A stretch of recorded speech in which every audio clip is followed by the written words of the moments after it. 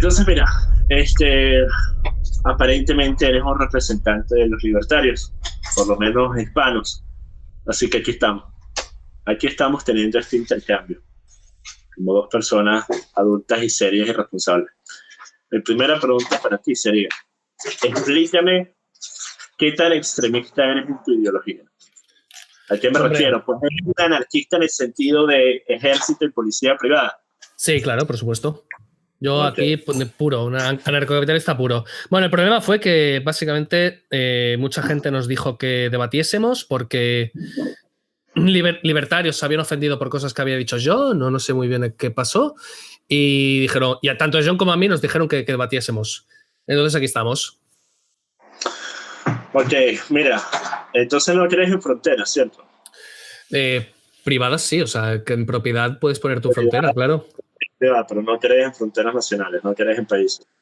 No, pero puede haber fronteras privadas. O sea, yo estuve viviendo en un sitio... En propiedad privada, ¿cierto? O sea, no, pero zonas, regiones. No, pero regiones y tal, o comunidades de vecinos, cosas así.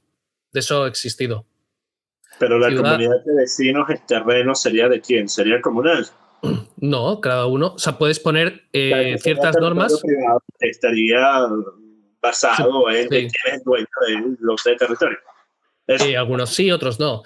Entonces, uno tendría... No sé si los del chat oís un eco o solamente lo oigo yo el eco. Vamos a ver si pongo el volumen un poquito más bajo aquí en el teléfono. Pero, es que el teléfono tiene volumen encendido. Si le quito el volumen, es lo que estaba pasando antes. Lo que cambié fue que le di a parlante. Y ahora se escucha. ¿Hola? ¿Aló? ¿Se escucha? Ahora soy de puta madre. Ahora está todo perfecto. Vale, ahora es perfecto. Vale, anarcocapitalismo. Joder, no, sí, se sigue escuchando eco. Existen varios tipos de hacer fronteras y tal. Entonces, hay algunas fronteras. Ahora se oye perfecto. Perfecto, sí. No estoy haciendo nada, vale, esto es saboteo. Sí, muy raro, tío. Entonces, hay comunidades de vecinos que tú tienes tu propiedad, pero las pones cierta gestión en común, como por ejemplo la escalera, que quien barre la escalera o que la asistencia de limpieza de escalera que se pone en común y cosas así. Por lo tanto, sí que se pueden hacer comunidades de vecinos y extensas con fronteras y demás. De hecho, yo viví en una zona que todo el poblado, todo el pueblo, ciudad, con lo que fuera, estaba vallado y el control de fronteras funcionaba así. ¿Y por qué hay un Stormtrooper ahí? Me está acompañando para el rato. Es mi Stormtrooper de apoyo emocional. Bueno, mira, una cosa que siempre me ha parecido interesante es el que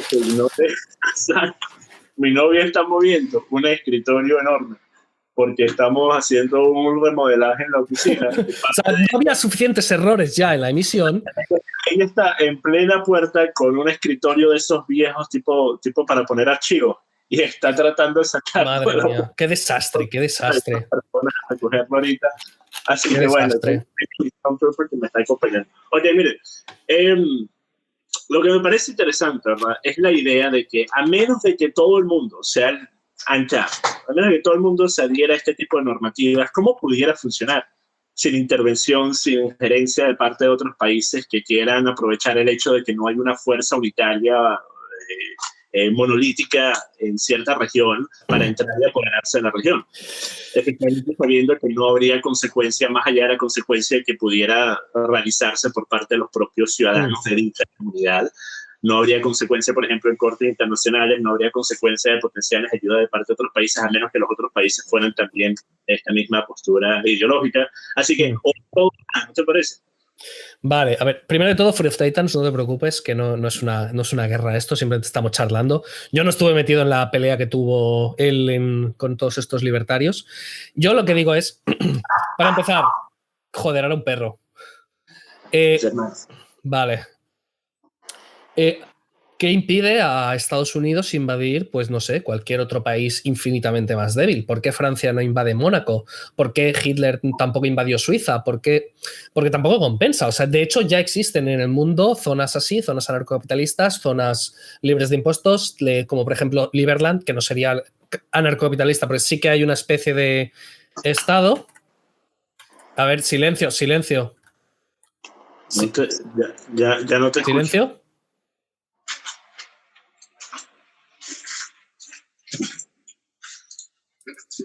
¿Silencio?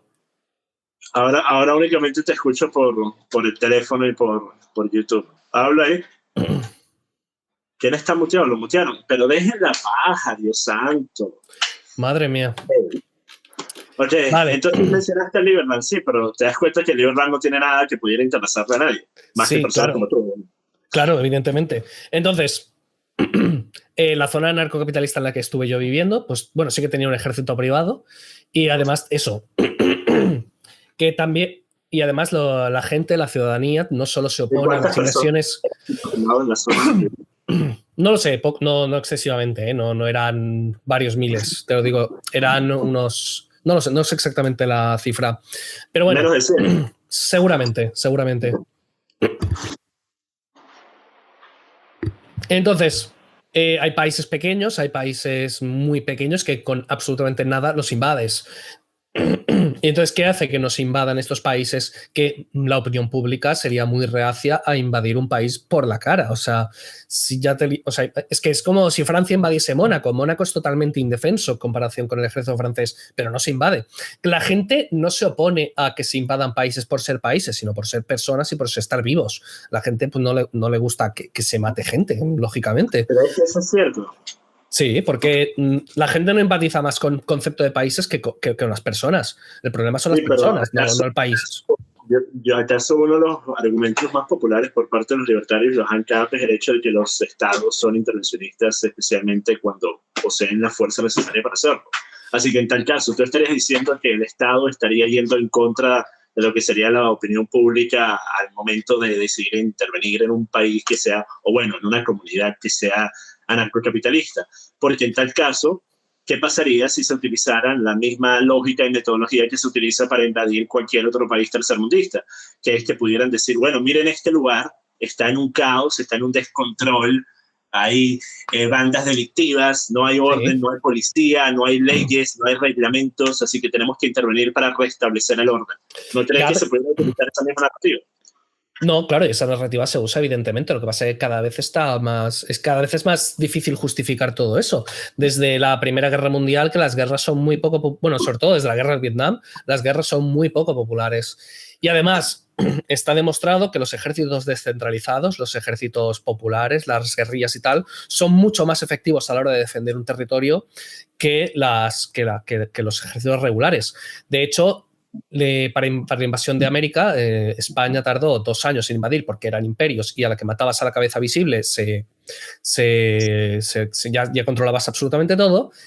Y luego los indios, que de América del Norte y tal, tardaron 2 siglos en conquistar sus tierras y tal.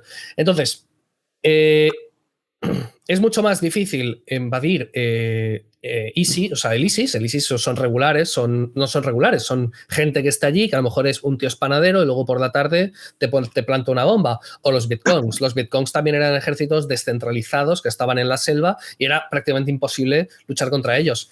Entonces, es mucho más difícil invadir un sitio en que no hay una fuerza central para que quitas a este y te pones tú y ya está todo conquistado, y porque ya hay un aparato estatal de control, porque ya está todo dominado, ya está todo conquistado. Cuando ya hay un país, cuando ya hay un estado, es que ya está todo conquistado. Entonces, las invasiones a un sitio libre, un sitio anarquista, son muy complicadas.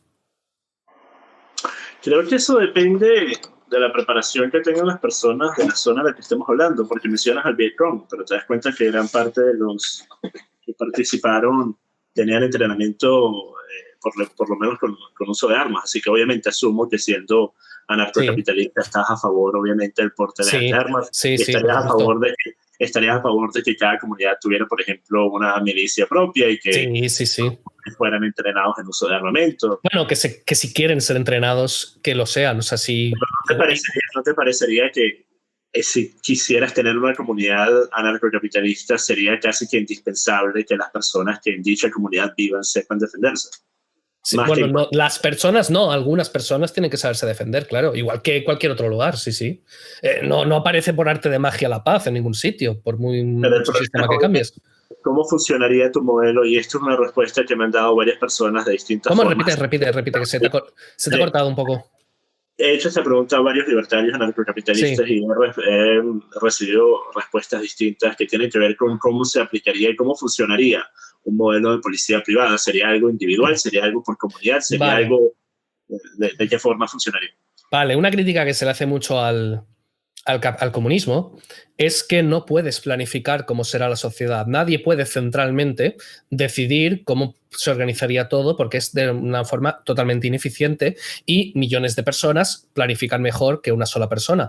Por lo tanto, si pones a millones de personas a planificar y en empresas en libertad, el resultado que te va a dar es imposible planificarlo ahora mismo siendo una persona. Es mucho más eficiente millones de personas pensando que una persona pensando. Por lo tanto, es imposible saber de qué manera se organizaría una población para defenderse. Sin embargo, se pueden hacer aproximaciones, se pueden hacer especulaciones y yo pues, te puedo comentar yo el caso particular en el que viví, el caso particular que viví yo. En el caso particular había directamente un ejército privado de militares con Kalashnikov y demás y la zona estaba vallada con alambre de espinos porque también estaba en un sitio muy conflictivo. Evidentemente no es lo mismo ponerte una comunidad anarcocapitalista en medio de Suiza que en el sur de Nigeria.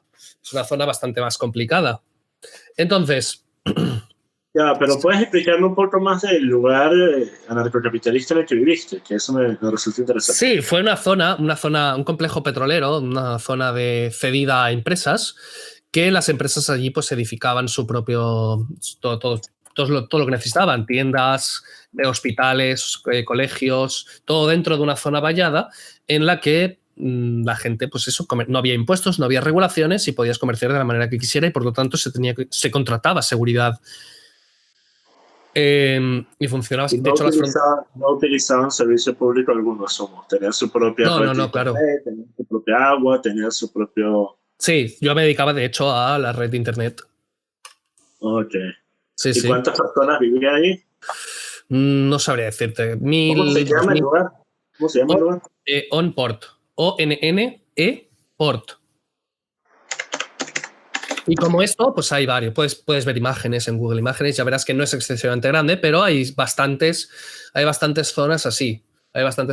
Visité otra también que estaba en construcción y también vi un vídeo de un hombre por YouTube explicando también otro caso de Nigeria en el que una comunidad religiosa había conseguido también la independencia y era como zona sagrada, por así decirlo, y también funcionaba de esta manera. Era privado y las empresas pues hacían allí sus cosas, sus negocios y carreteras privadas y todo eso. Dime algo, ¿no te parece, o bueno, cuál es, según tú, la razón principal por la que una persona defendería a su comunidad? ¿Crees que es únicamente por el interés sumido que tiene debido a ser parte de la misma? ¿Que su propiedad privada esté allí? ¿Por defender a su familia? ¿Cuál es la razón principal? Pues por la principal razón puede ser por dinero, porque hayas contratado a ese servicio, igual que la policía, que también lo hace por dinero, igual que el ejército. Si tú eres una persona, ¿verdad? Sí. Y vamos a asumir que tú no tienes los medios necesarios para poder pagar tu propio ejército o tu propia seguridad, así que o tú te tienes que defender o nadie más lo hará. En tal caso, ¿cuál crees que serían los motivadores más grandes para hacer justamente esto, para defender? Pues los mismos, sí, los mismos que tiene cualquier persona en Estados Unidos, que cuando le entra alguien en casa le pega un tiro. De hecho, me contaron hace poco una historia muy, muy interesante.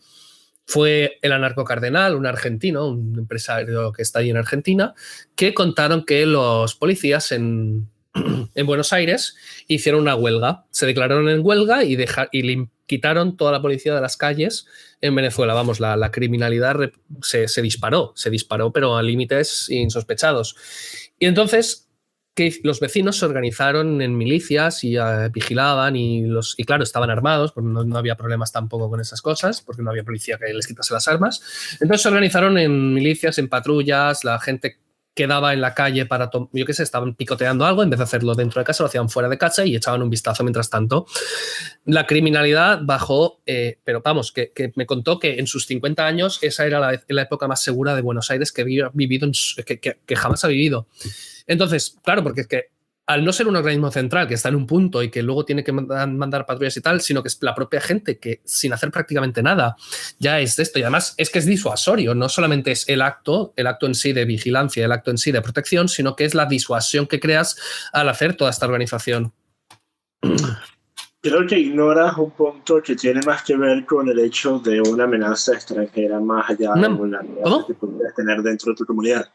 Que a lo que yo me refería más que cualquier otra cosa era una amenaza extranjera por parte de algún otro grupo proveniente de algún otro país, de alguna otra zona. Y en tal caso, a mi parecer, lo que más, y mencionaste a Estados Unidos, y mencionaste a lo que motiva a que las personas se defiendan allá una vez estando el criminal dentro de su propiedad o amenazando con entrar en la misma. Y obviamente, hoy día tenemos los factores que tienen que ver con la preservación propia, así como preservar a su familia. Pero más allá de eso, yo creo que si tú quieres que una comunidad sea sostenible y que no sea solamente que cada persona vele únicamente por su propia propiedad privada y por sus propios bienes materiales o bienes emocionales, entiéndase, familiares, tienes que tener algo que unifique a las personas dentro de la comunidad, y yo creo que gran parte de eso sale de una identidad nacional, gran parte de eso sale del patriotismo. Por eso es que típicamente vemos que gobiernos que logran tener ejércitos más patriotas, más nacionalistas, con un sentimiento más profundo de deber al país en el que están, suelen tener soldados más leales, soldados que van a de verdad dar todo lo que tienen para poder... Esto es la visión idílica, pero si conoces a cualquier persona que haya estado dentro del ejército... No estoy dando una versión idílica a un anarcocapitalista. Claro, esto es la visión idílica totalmente del ejército. El ejército no es todo por la patria. El ejército no, ya va. Yo no estoy diciendo que el ejército y que lo que haga el ejército, particularmente ponemos de ejemplo a Estados Unidos, que todo lo que hacen es por la patria. No, claro que no. Yo estoy, por ejemplo, ahorita en contra de intervencionismo americano en Venezuela, estuve en contra de intervencionismo americano en Siria, estuve en contra de la guerra en Irak. O sea, yo entiendo, yo soy uno de los principales venezolanos que habla justamente sobre los peligros de que personajes como John Bolton, que a mi parecer es un demonio, tengan acceso potencial a tierras venezolanas. Pero la gente obviamente vale. Esto porque están tan desesperados por salir del chavismo. Pero...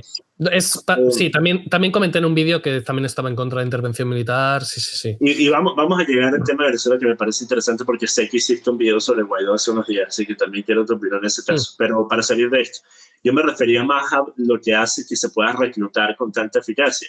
Y a mi parecer, una de las cosas principales que lleva, obviamente está el factor de dinero, porque, bueno, mira, te pagamos tus estudios, te damos dinero, vas a volver a tu casa y vas a tener dinero y vas a ser un héroe. Obviamente el ego está también partícipe del proceso de reclutamiento, pero me parece que una cosa importante para cualquier ejército que pueda tener un ejército fuerte es justamente la identidad nacional. Es creer que lo que tú estás haciendo lo estás haciendo porque tienes que defender a tu nación, y es sentir que tu nación es parte de ti, es parte de tu identidad. Es que no hay prácticamente ningún militar que piense eso. Si conoces a cualquier persona que está en el ejército, no hay ningún militar que crea que lo que está haciendo es por defender a su país. Prácticamente ninguno.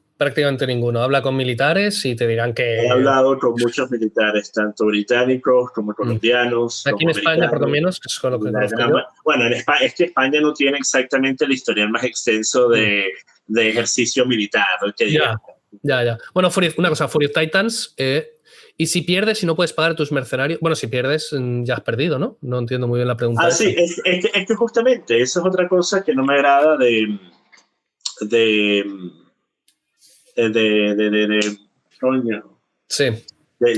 anarcocapitalismo. Sí, dime. Bueno, te contesto a lo de antes, ¿vale? Los ejércitos estos que dices tú, profesionales y tal. Mi novia está ahorita mismo volviendo a meter el archivero a la oficina porque los que se lo iban a llevar no vinieron. Sí, y no es para nada una indirecta, ¿no? Lo que le estás diciendo. Es que es increíble. En fin, no sé ni siquiera qué estaba diciendo. Ahora tú. A ver, uno de los motivos por los cuales Hitler no invadió Suiza es porque Suiza era una población de cazadores que prácticamente no tenía ejército, era una zona pobre. Sin embargo, prácticamente ahí todo el mundo tenía una escopeta. Eran 6 millones de personas aproximadamente con, 4 millones de escopetas. Entonces, era una locura, era una puta locura invadir eso, porque ¿para qué? Es que no era una pérdida de dinero inmenso. ¿Se habla para que se vea? Porque una cosa que me parece interesante de lo de la mentalidad darwiniana. Estás, por cierto, pensando, coño, ya YouTube me desmonetizó este video automáticamente. No sé, no puedo verlo en tu cara. No. Pero, tranquilo, camarada. Mira, una cosa que me resulta interesante es la mentalidad de la supervivencia del más fuerte, ¿verdad? Porque de cierta forma, ¿acaso no crees? Y esto te lo pregunto no como alguien que esté en contra necesariamente de esa idea, ¿ok? Porque yo, por ejemplo, pienso que desde el punto de vista tanto de un niño como de un adulto, de un niño entiéndase por los casos de bullying en la escuela, como de un adulto por casos que puedan involucrar momentos en los que o te dejas pisotear o demuestras lo que vales y te haces respetar. Siento que las personas deberían valerse por sí mismos y deberían asegurarse de que sus mejores intereses estén siendo representados. Pero, más allá de eso, bueno, que no es la supervivencia del más fuerte, eso es una malinterpretación. Técnicamente no, acabas de decir, bueno, si se pierde, se pierde.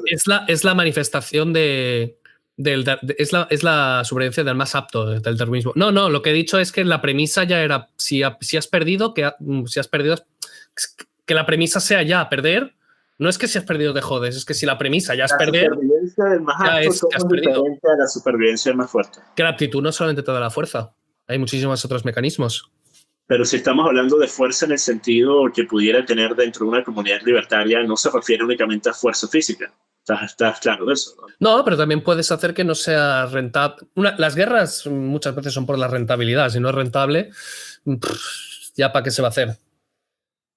La rentabilidad de grupos de presión, ya se entiende. Ok, pero vamos a ir desde el punto de vista de individuos, porque eso era mi pregunta. ¿No crees que hace más difícil el vender tu ideología y lo que tú quieres que sea tu comunidad o lo que te gustaría ver en España o en cualquier parte del mundo? ¿No crees que hace más difícil el meterle esa parte en la que dices, bueno, mira, si alguien más fuerte que tú viene y quiere quitarte lo que tienes y tú no te puedes defender, pues bueno. Pero eso es lo que ya pasa. El problema está en que las personas, si bien pudieras decir que eso es lo que ya pasa por medio del Estado y por medio de que, por ejemplo, si tú no pagas tus impuestos, el Estado va a venir, te toca la puerta y te lleva preso. O cualquier mafia, eso ya lo puede hacer cualquier mafia. Claro, pero el tema de las mafias, ¿cuántas personas van a estar involucradas con una mafia en su vida? Pero me refiero a desde el punto de ladrones. Desde el punto de vista generalizado. Las personas que viven dentro de sociedades que están lideradas por un Estado, por un gobierno, como lo son casi todas en el mundo, por no decir todas, exceptuando quizás alguna zona como Zimbabue, pero estas personas creen que tienen la seguridad de que pueden llamar a la policía, si bien la policía suele investigar el crimen después de realizado y no evitarlo, obviamente. Y una vez más, estamos de acuerdo en muchas posturas aquí, pero lo que me parece raro es que muchas veces anarcocapitalistas hagan que su mensaje sea aún más difícil de lo que ya es de digerir por parte de la persona promedio, por agregarles títulos como este. ¿Por agregar qué? Por agregarles títulos como el de, bueno, mira, si tú no te puedes defender por tu cuenta... No, pues, pero yo no he dicho... Yo no he dicho eso, O sea, es técnicamente lo que dijiste. Es supervivencia más fuerte. Pero es por lo que me ha dicho él. O sea, él me ha dicho, oye, si ya has perdido y no sé qué, no sé cuántos, pues que joder, si lo pones en la... Es como si dicen, y si viene un tío y te mata, ¿qué haces? Hostia, pues ya te ha matado, ya no puedes hacer nada. No, pero me refiero a eso. Tú tienes una billetera, tú tienes un teléfono y a mí me gusta tu teléfono y yo soy más fuerte que tú y yo vengo y te quito el teléfono y tú no tienes para pagarle una milicia, un ejército o un equipo de seguridad, yo me quedo con tu teléfono y tú a quién le vas a ir a pedir que te ayude. Mira, a mí me robaron hace bastantes años un móvil a punta de pistola aquí en medio de Barcelona y la policía sabía quién era el ladrón, sabía dónde vivía y todavía sigo esperando que pase algo. Pero la policía sabía quién era el ladrón y sabía dónde vivía y no hicieron nada. Absolutamente nada, en Barcelona. No hicieron nada, tenían la prueba de que te lo habían quitado. Estaba grabado en una cámara de seguridad, se veía su cara, se veía cómo lo hacía, se veía... Sí, pues sabían dónde vivía. Y sigo esperando todavía, ya han pasado muchos años. En tal caso, tú tienes un caso legal allí, mi novia es abogada y ella te puede hacer el caso, porque si eso es cierto lo que dices, que yo personalmente lo dudo. Y está denunciado y todo y no pasa absolutamente nada. No, pero no la denuncia. Si eso fuera cierto, que tú sabes, estás seguro de que ellos tienen la identidad y el lugar de yacimiento de esta persona y está grabado el crimen y esta persona cometiéndolo y la policía no hizo nada, tú vas y le metes una demanda a la policía de tu localidad. Joder. Eso es algo que hacen en Estados Unidos todos los días. ¿Cuántas veces en Estados Unidos no obtienen demandas que terminan pagando cifras multimillonarias porque la policía no hizo las cosas que deberían haber hecho? Y tú tienes esa capacidad porque existe algo que se llama el sistema judicial, algo que se llama leyes. Sí, a la vista está. A la vista está. Pero ese es el problema. Si tú me dices algo como eso, pues yo te digo, o utilizas lo que ya existe, o si no, no te quejes porque nadie haya hecho nada. Porque mira, yo le doy este ejemplo a muchas personas que van a... Hay infinidad de casos, Claro, pero también hay una infinidad de casos de la policía resolviendo crímenes y evitando crímenes o no. ¿Acaso los únicos casos son los casos en los que la policía no hace nada? Hombre, sí, evidentemente la policía evita crímenes, pero o sea, el medio, eso sería el fin, ¿no? El fin es que evite casos, o sea, que solucione casos, pero el medio es soluciona casos mediante el robo. Eric Moya en el chat dijo algo tan estúpido que lo tengo que responder. Dale, gástate $3,000 en un abogado para recuperar un celular de $100. Mira, tú deberías gastarte $3,000 para ver si recuperas alguna neurona para hacer un comentario mejor. Esto no se trata de recuperar el teléfono, ignorante. Se trata de que le metes una demanda a la policía, una demanda que pudiera valer miles y miles de euros, docenas de miles de euros inclusive. Así que, ¿qué estás hablando? Oye, adelante. Sí, pero también es arriesgado y es una locura. O sea, además tienes que tener una locura hacer algo como eso, pero no es una locura querer vivir en un modelo en el que no existan leyes y que todos se tengan que reír por su propia cuenta. Además, tienes que tener ya dinero de base, tienes que tener todo dinero para denunciarles. Mira, camarada, yo te puedo garantizar que tú me das 10 minutos en YouTube y yo te encuentro abogados que manejan este tipo de casos pro bono. En Inglaterra hay varios. En Inglaterra hay un carajo que se llama Bad Cop No Donuts. Bad Cop No Donuts en YouTube, lo pueden ver. Él es un tipo que tú le envías tu video, si tú tienes pruebas suficientes para meter una demanda a la policía, él toma el caso de gratis y después muestra cuánto dinero se obtuvo y lo hace toda la semana. Estoy seguro que España tiene el equivalente. O sea, la iniciativa privada ya ofrece seguridad, ya ofrece un abogado trabajando por el medio del libre mercado y el modelo capitalista. Bueno, pues entonces, ¿para qué necesitamos el Estado? Que encima el Estado ha causado el problema de esto y lo está solucionando el mercado. Pero es que justamente a eso me refiero. Tú estás implicando que todos los casos que involucren policías resultan negativos para el público. Yo te estoy diciendo que eso no. Todos no. Yo lo que te estoy diciendo es que los medios... que los medios que usan son la financiación mediante el robo. O sea, todo te cuesta dinero mediante el robo. Entonces, sería inmoral. O sea, el fin no justifica los medios tampoco. Una cosa, ¿tú no estarías de acuerdo con pagar impuestos aún si tú estuvieras seguro que las cosas para los que los impuestos van son cosas que tú utilizas día a día y no nada que no te agrade?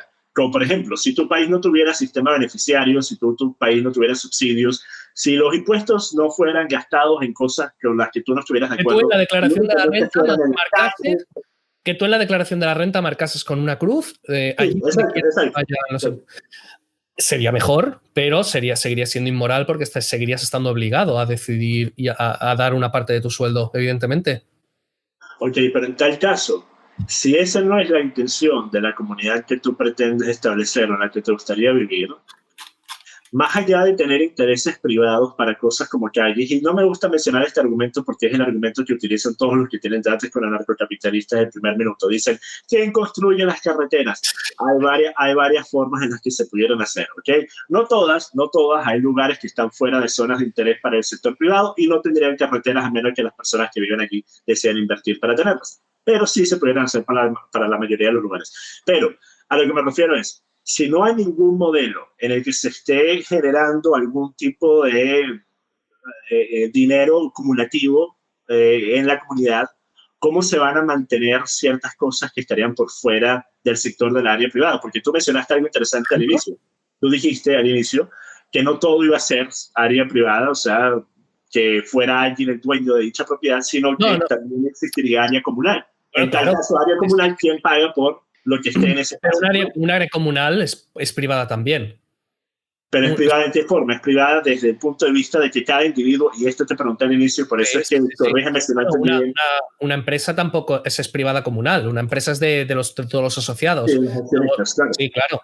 Bueno, accionistas, asociados. Pero en el sentido de espacio, en el sentido de tierra, estaríamos hablando de que cada metro cuadrado tendría dueño.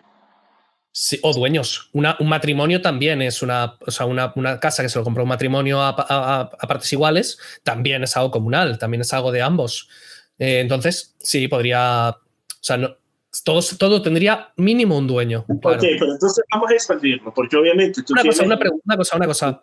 Te dice, Hacho Exo te ha hecho una pregunta que dice: hola, pregunta para Coaviva. Exactamente cuál es tu ideología y para Adrià, desde tu experiencia, ¿cómo combate una sociedad en cap el yihadismo? Bueno, primero, a ver, habla un poco de tu ideología también para poner un poco en contexto.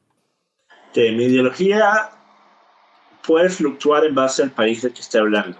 Por ejemplo, yo para países como Inglaterra soy lo que se pudiera llamar un conservador clásico. Yo para países como Venezuela soy lo que se pudiera llamar una extrema derecha, porque en Venezuela estoy a favor de una dictadura de derecha para imponer los cambios necesarios con el plazo de tiempo requerido para poder implementar los cambios, particularmente los cambios culturales y los cambios educativos que hacen falta a un país que ha sido víctima de décadas y décadas de lavado cerebral izquierdista. ¿Y eso no te parece idílico a ti? O sea, ¿no te parece imposible? Claro que lo es, pero es mucho menos idílico que el modelo tuyo. ¿Sabes por qué? Porque ya lo hemos tenido en Venezuela. Tuvimos al general Marcos Pérez Jiménez. El general Marcos Pérez Jiménez, que cualquier persona ANCAP o libertaria debería investigarlo si no lo conoce. Es muy poco conocido. Todos conocen a Pinochet, muy poca gente conoce a Pérez Jiménez. Pero miren, el tema, ¿quién estaba hablando ahí en el disco?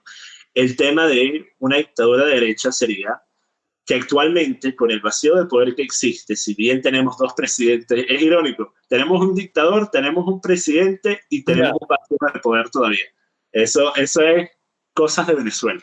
Pero sería interesante que pudiera entrar un gobierno de derecha y que suspendiera el modelo democrático por un periodo de tiempo, digamos, de 15 años, y durante ese periodo de tiempo tengamos tiempo para revertir el daño generacional que ha hecho la izquierda en Venezuela. Tú propones un Pinochet ahí, más o menos, para que Pinochet, suficiente tiempo. O sea, la labor de Pinochet no fue una tanto desde el punto de vista de cambiar la cultura. Tú darías todo el poder. ¿Tú darías todo el poder a alguien? ¿Tú darías todo el poder a un dictador que no tiene ni que responder con las urnas ni nada para que de alguna manera hiciese lo que a ti te apetece y no lo que le apetece a él? Pero sabes ahí dónde queda lo idílico. Lo idílico está en que la persona que estaría en el poder, en esta fantasía que yo tengo, sería yo. Ah, bueno, claro. Eso le pasa a todos los comunistas. Exacto. Entonces, siendo yo la persona en el poder, pues yo pondría un gabinete de gobierno capacitado en las distintas áreas. Pero, hombre, lo que tienes que hacer es decir. Pero ¿sabes cuál es el problema? Lo único que hace falta para que alguien como este llegue es que aparezca una persona en la palestra política venezolana o siquiera en un personaje público venezolano, porque Renio Tolina, quien fue asesinado por los partidos de izquierda venezolanos en el 78, Renio Tolina era una persona que estaba probablemente muy cercano a volverse el próximo presidente de Venezuela, y él era una persona que tenía unos ideales muy parecidos a los de Marcos Pérez Jiménez, y él era una persona que de haber llegado al poder, lo más probable es que hubiera haber podido hacer lo mismo que hizo Chávez desde el punto de vista constitucional para alargar las reelecciones y para poder mantenerse en el poder de manera indefinida, pero haciéndolo con un uso productivo, en lugar de lo que hizo Chávez, que fue hacerlo para seguir destruyendo, seguir con la corrupción y seguir robándose los bienes del país. Pero lo que me parece importante del tema de Pinochet es, Pinochet entra para evitar a Allende, y esa es la labor de Pinochet. Esa es la totalidad de la labor de Pinochet, evitar lo que hubiera sido un modelo castrista en Chile, que hubiera permanecido probablemente décadas y hubiera cambiado para siempre, por lo menos para esta generación, lo que hoy en día nosotros conocemos como Chile. Estaba muy institucionalizado, además. Es decir, mientras que Marcos Pérez Jiménez entra como un visionario, entra como una persona que tenía unas ideas enormes, unas ideas que a mi parecer no han sido tocadas por ningún otro político desde su época, quizás puede ser peligroso. Pero ahora, vamos a llegar a eso. El tema de la dictadura que resuelve. Este fue un título de un hit piece. Pero ¿cómo garantizas que, vale, una vez a toro pasado se puede ver quién ha hecho más o menos bien, quién ha hecho más o menos mal? Pero antes, ¿cómo sabes que el que pongas no va a ser peor? O sea, ¿tú crees que Guaidó va a hacer algo mejor? Yo opino que no. Yo opino que el tío encima va a estar legitimado y quiere hacer todavía más gasto público, más intervención y más socialismo todavía. Solo que encima con apoyo de los demás países. Es que... Claro, y es que, mira, yo desde el 2016 vengo diciendo que el problema no es salir del chavismo, el problema es quién metemos después. Bueno, porque la gente, el problema no es que de Venezuela deje de ser chavista, el gobierno deje de ser chavista, es que la gente que ha quedado en Venezuela deje de ser chavista. No, claro, y no solo es chavista, porque mira, hay muchas personas que no son de Venezuela que no entienden esto. Actualmente, muchos de los venezolanos opositores dicen que no son chavistas, pero no se refieren a la ideología socialista, se refieren a que no les gustan los chavistas. Ellos siguen siendo socialistas, ellos siguen teniendo muchas de las mismas ideas que tenía Chávez, solo que los chavistas no les agradan. Así que yo he dicho que se cambia el chavismo rojo por el chavismo azul. Esto siendo los colores del oficialismo, el chavismo y la supuesta oposición de la Sí, esto ya lo he explicado muchas veces aquí, ya lo sé. Pero con el tema de cómo ocurre esta dictadura utópica, pues mira, yo no tengo pensado tomar el poder a la fuerza, yo tengo pensado llegar hasta la edad mínima para poder participar en elecciones en Venezuela y participar en elecciones. Cuando tú ganas una elección, tú tienes tu primer periodo para demostrar que estás haciendo las cosas bien. Después de ese momento es en el que tú puedes empezar a decir, bueno, ¿sabes qué? Hace falta más tiempo. Y si has hecho las cosas bien durante esa etapa inicial, lo más probable es que el público diga, ¿sabes qué? Ok, te vamos a dar el tiempo necesario. En países bananeros, en países como Venezuela, en países que tienen historiales de democracia, como Estados Unidos, como Inglaterra, hablamos del pasado de Estados Unidos, es uno que está muy lejos de la democracia, pero hablamos de en la historia moderna, la historia reciente que la gente que está actualmente votando todavía recuerda. Tienen ese historial de siempre votamos y sacamos al presidente, metemos a otro. Venezuela no es así. Venezuela tiene un historial bastante mezclado, bastante turbulento en ese sentido. Así que no resulta algo increíble de creer que se pueda permitir que un líder quede en el poder por más tiempo del que debería. Y también tenemos ejemplos como Singapur con Lee Kuan Yew, tenemos ejemplos como China con Xi Jinping, y estas son personas que llevaron a el cambio que era necesario porque tuvieron la cantidad de tiempo necesario. Pero cambios en el Xi Jinping, no sé yo si a mejor o a peor, porque ahora mismo está revirtiendo cosas de mercado libre y tal, pues, está limitando, está... Pues, claro, o sea, y la pregunta desde tu experiencia, ¿cómo combate una sociedad ANCAP el yihadismo? Pues con derecho a portar armas, con iniciativa más cercana a las calles en sí, no desde arriba, sino desde la propia calle. Por ejemplo, si una calle ve que hay problemas, ¿por qué los volardos se han tardado tanto en poner? Porque las cosas en Palacio van despacio. Una calle con problemas que además con una amenaza terrorista de esto ya se podría haber puesto los volardos desde hace mucho. Y con seguridad de verdad, o sea, no con este desinterés y... A ver, que sí que se han hecho movilizaciones muy buenas, investigación muy buena, pero... Bueno, seguridad más a pie de calle. Con el tema del yihadismo, quiero hablar de eso antes, pero antes quiero que me expliques cómo es que según tú Singapur y China actualmente no son mejor que lo que eran antes de Lee Kuan Yew y Xi Jinping. ¿Cómo? Tú hiciste una referencia que me hizo creer que tú estabas diciendo que China... no, claro, no, ahora está mejor que Xi Jinping, pero se está revirtiendo. O sea, está volviendo a lo anterior. Sí, pero entonces, dime qué país hasta ahora ha podido sostener una ideología en específico por más de 2 o 3 décadas. Suiza. Y no solo país. Suiza. Pero el problema con Suiza es que Suiza no tiene la cantidad de problemas que tienen países que se pudieran considerar normales debido al enorme Producto Interno Bruto que tiene. Hombre. O sea, ¿no crees que de cierta forma... Inglaterra ha cambiado... Bueno, Inglaterra desde los 80... ¿Inglaterra desde los 80 no está igual? El problema ha sido con Inglaterra el mismo que ha sido con Estados Unidos, migración masiva, una entrada de una enorme cantidad de personas que están chupando del Estado y que le están quitando recursos a la población. Entonces, cuanto menos Estado... Porque Suiza tiene lo que se llama en inglés un barrier to entry, o sea, una barrera para entrar muchísimo más alta que países como bueno, son los propios vecinos quienes deciden si te dan la ciudadanía o no. Si hay quejas de los vecinos, no te la dan, y si no las hay, te la dan. Pero en una sociedad ANCAP no habría ese problema. O sea, ¿quién cojones iría a una sociedad ANCAP a vivir del Estado? O de vivir de ayudas, o vivir del cuento. Pero es que ese es el problema. Tú estás haciendo referencia al argumento que muchas personas dan cuando dicen, bueno, Estados Unidos se construyó a base de inmigrantes. Sí, pero durante la época de Mayflower no había... Claro, no era el mismo tipo de Exacto, inmigrantes, claro. Yendo para trabajar. no eran inmigrantes que querían ir a chupar de la teta. Hombre, donde yo estaba también era todo de inmigrantes. O sea, de hecho, yo, joder, era en Nigeria, yo nací en España. Entonces, todos eran inmigrantes, por así decirlo, no para quedarse ir, sino para ir a trabajar temporadas.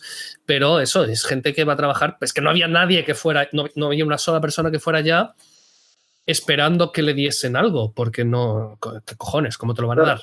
¿Quién te lo va a dar?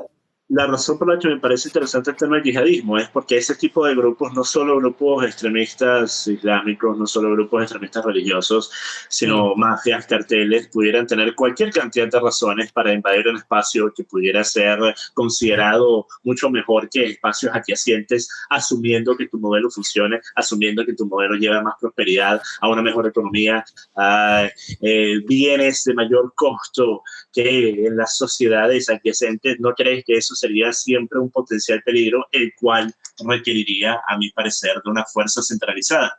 Para ¿El qué? ¿Qué? ¿Cómo, el qué? ¿El qué necesitaría una fuerza centralizada?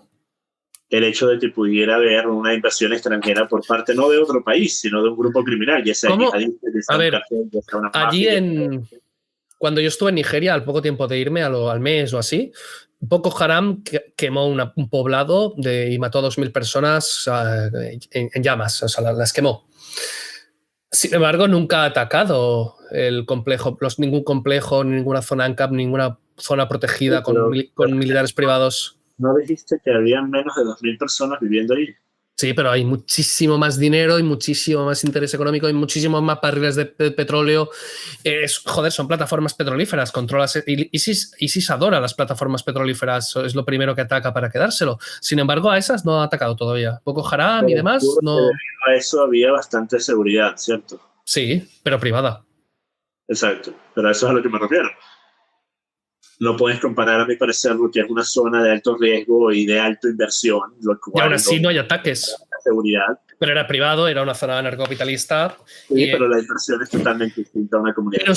Pero está bien asignada. Está bien asignada porque se asignan muchísimo mejor los recursos de forma descentralizada. Eso se sabía que es una zona de riesgo y por lo tanto estaba mejor protegida, estaba asignado desde pie de calle. O sea, se asigna la seguridad, se la pone allí precisamente. Pero tú sabes que únicamente estaba asignado porque existía de dónde asignar, porque obviamente había un interés económico muy grande que no estaría en una comunidad normal. A eso es a lo que me refiero.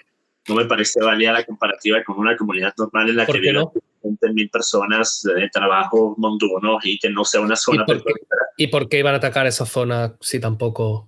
Porque una vez más estamos hablando de la presunta idea de que, por ejemplo, si tú tienes una sociedad o una comunidad ANCAP en el medio de Latinoamérica, vamos a decir que el promedio salarial de Latinoamérica esté en $300 o $400 mensuales y dentro de tu zona estén ganando 1.500 o 2.000 mensuales. Que una vez más, también el tema del dinero, sería muy interesante saber cómo se maneja. ¿Cuáles serían criptomonedas, por cierto? Porque muchas personas dicen no hace falta. En la zona en que estaba yo se manejaban nairas, que es la moneda nigeriana, y se manejaban dólares y euros. O sea, sí, pero obviamente vamos a suponer que no existe estado, que el estado que yo... No, es que no había. Ah, tú dices ningún estado, patrón oro. Sí. El billete es anterior al estado. Ok. A ver, pregunta ofensiva. ¿Por qué los países de mayoría europea funcionan mejor? No puede sostener la demanda actualmente monetaria. ¿Cómo? No hay suficiente oro en el mundo para sostener la cantidad de dinero que ha sido impreso. Bueno, vamos a eso primero. Un momento. Primero la pregunta que estaba leyendo. Pregunta ofensiva. ¿Por qué los países de mayoría europea funcionan mejor que utopías multiculturales? Bueno, también los valores son muy importantes, los valores de la sociedad, también como han sido los títulos universitarios per cápita de unos y de otros tampoco, pero tampoco te creas, depende de qué multiculturalidad hables, porque cuanto más multicultural es un estado, más la gente es más reacia a la redistribución. Estados Unidos y países así eran muy reacios al estado del bienestar y a todas estas cosas que entorpecen la creación de riqueza a causa de que no estaban totalmente integrados y por tanto no querían redistribución de unos a otros y eso benefició mucho. O sea, no es tan fácil como eso. ¿Y cómo? O sea, ¿qué me estás diciendo ahora de oro y dinero? Pues acabas de decir que mientras más multiculturalista... Menos redistribución. ¿Menos? Sí. ¿Puedes dar un ejemplo que pueda comprobar eso? Un ejemplo con evidencia estadística. Estados Unidos, Suiza. Suiza es multicultural de la hostia. O sea, Suiza no existe la nacionalidad suiza.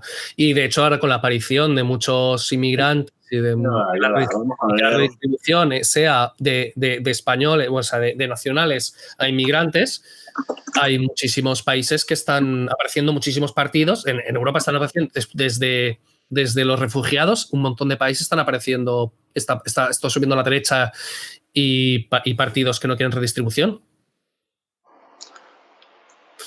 O yo qué sé, los países más libres del mundo, por ejemplo, también Australia, que también estaba hecho de inmigrantes, o sea, tienes muchísimos casos.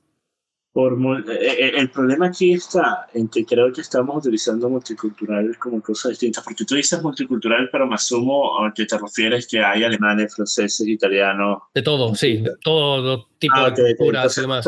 No estás hablando de raza. Y una vez más, te das cuenta, de que más del 90% de la población suiza es europea. Sí. ¿No te parece que los europeos comparten una cultura central? Bueno, pero me refiero que en Suiza lo que hay son alemanes, italianos, franceses y, ¿sabes? Sí, históricamente.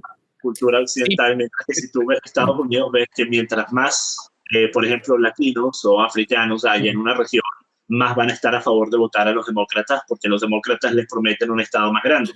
Hombre, no pasa lo mismo en Florida. Los cubanos no son muy... No pasa lo mismo en Florida.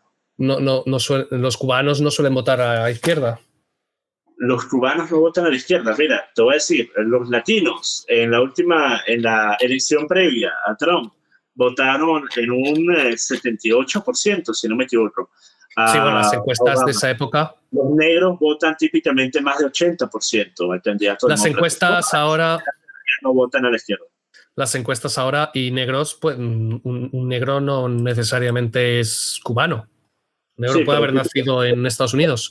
Típicamente estamos hablando de diferencias culturales que se manifiestan en la comunidad negra que hace que sean distintos a los blancos. Y de esto hablamos de cosas como, por ejemplo, la gran cantidad de hogares negros que tienen un solo padre, que obviamente llevan todos sus problemas, y a la cultura que está rodeando a los jóvenes negros que tienen... Pero, o sea, no me dirás que hay más votantes de derechas después de la inmigración masiva que ha habido de refugiados en Europa que antes. Ya, repíteme la pregunta que estaba leyendo el comentario. ¿No crees que hay mucho más votante de derecha ahora después de los refugiados, de la crisis de los refugiados que antes? Sí, claro. Así es uno de los principales promotores del conservadurismo en Europa, a mi parecer. Sí. Y tenemos evidencia de eso en Italia. Bueno, tú tienes evidencia de eso con Vox. Claro. Sobre Vox.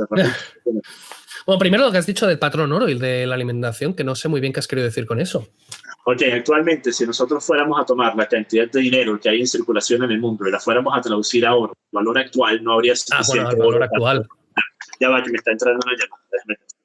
¿Cómo? Vale. Pero claro, eso no es el patrón oro exactamente, el valor actual del dinero. No, pero para poder disponer, que las personas estén dispuestas a asumir pérdidas enormes en su portafolio, tendrían que poder sostener la actual oferta de dinero, que si bien no está basado en nada, y por eso justamente es que hay tanto, pudiera hacerlo de esa forma. Si no, estás diciendo que en un patrón oro las personas tendrían simplemente que aceptar. Se te ha ido la cam.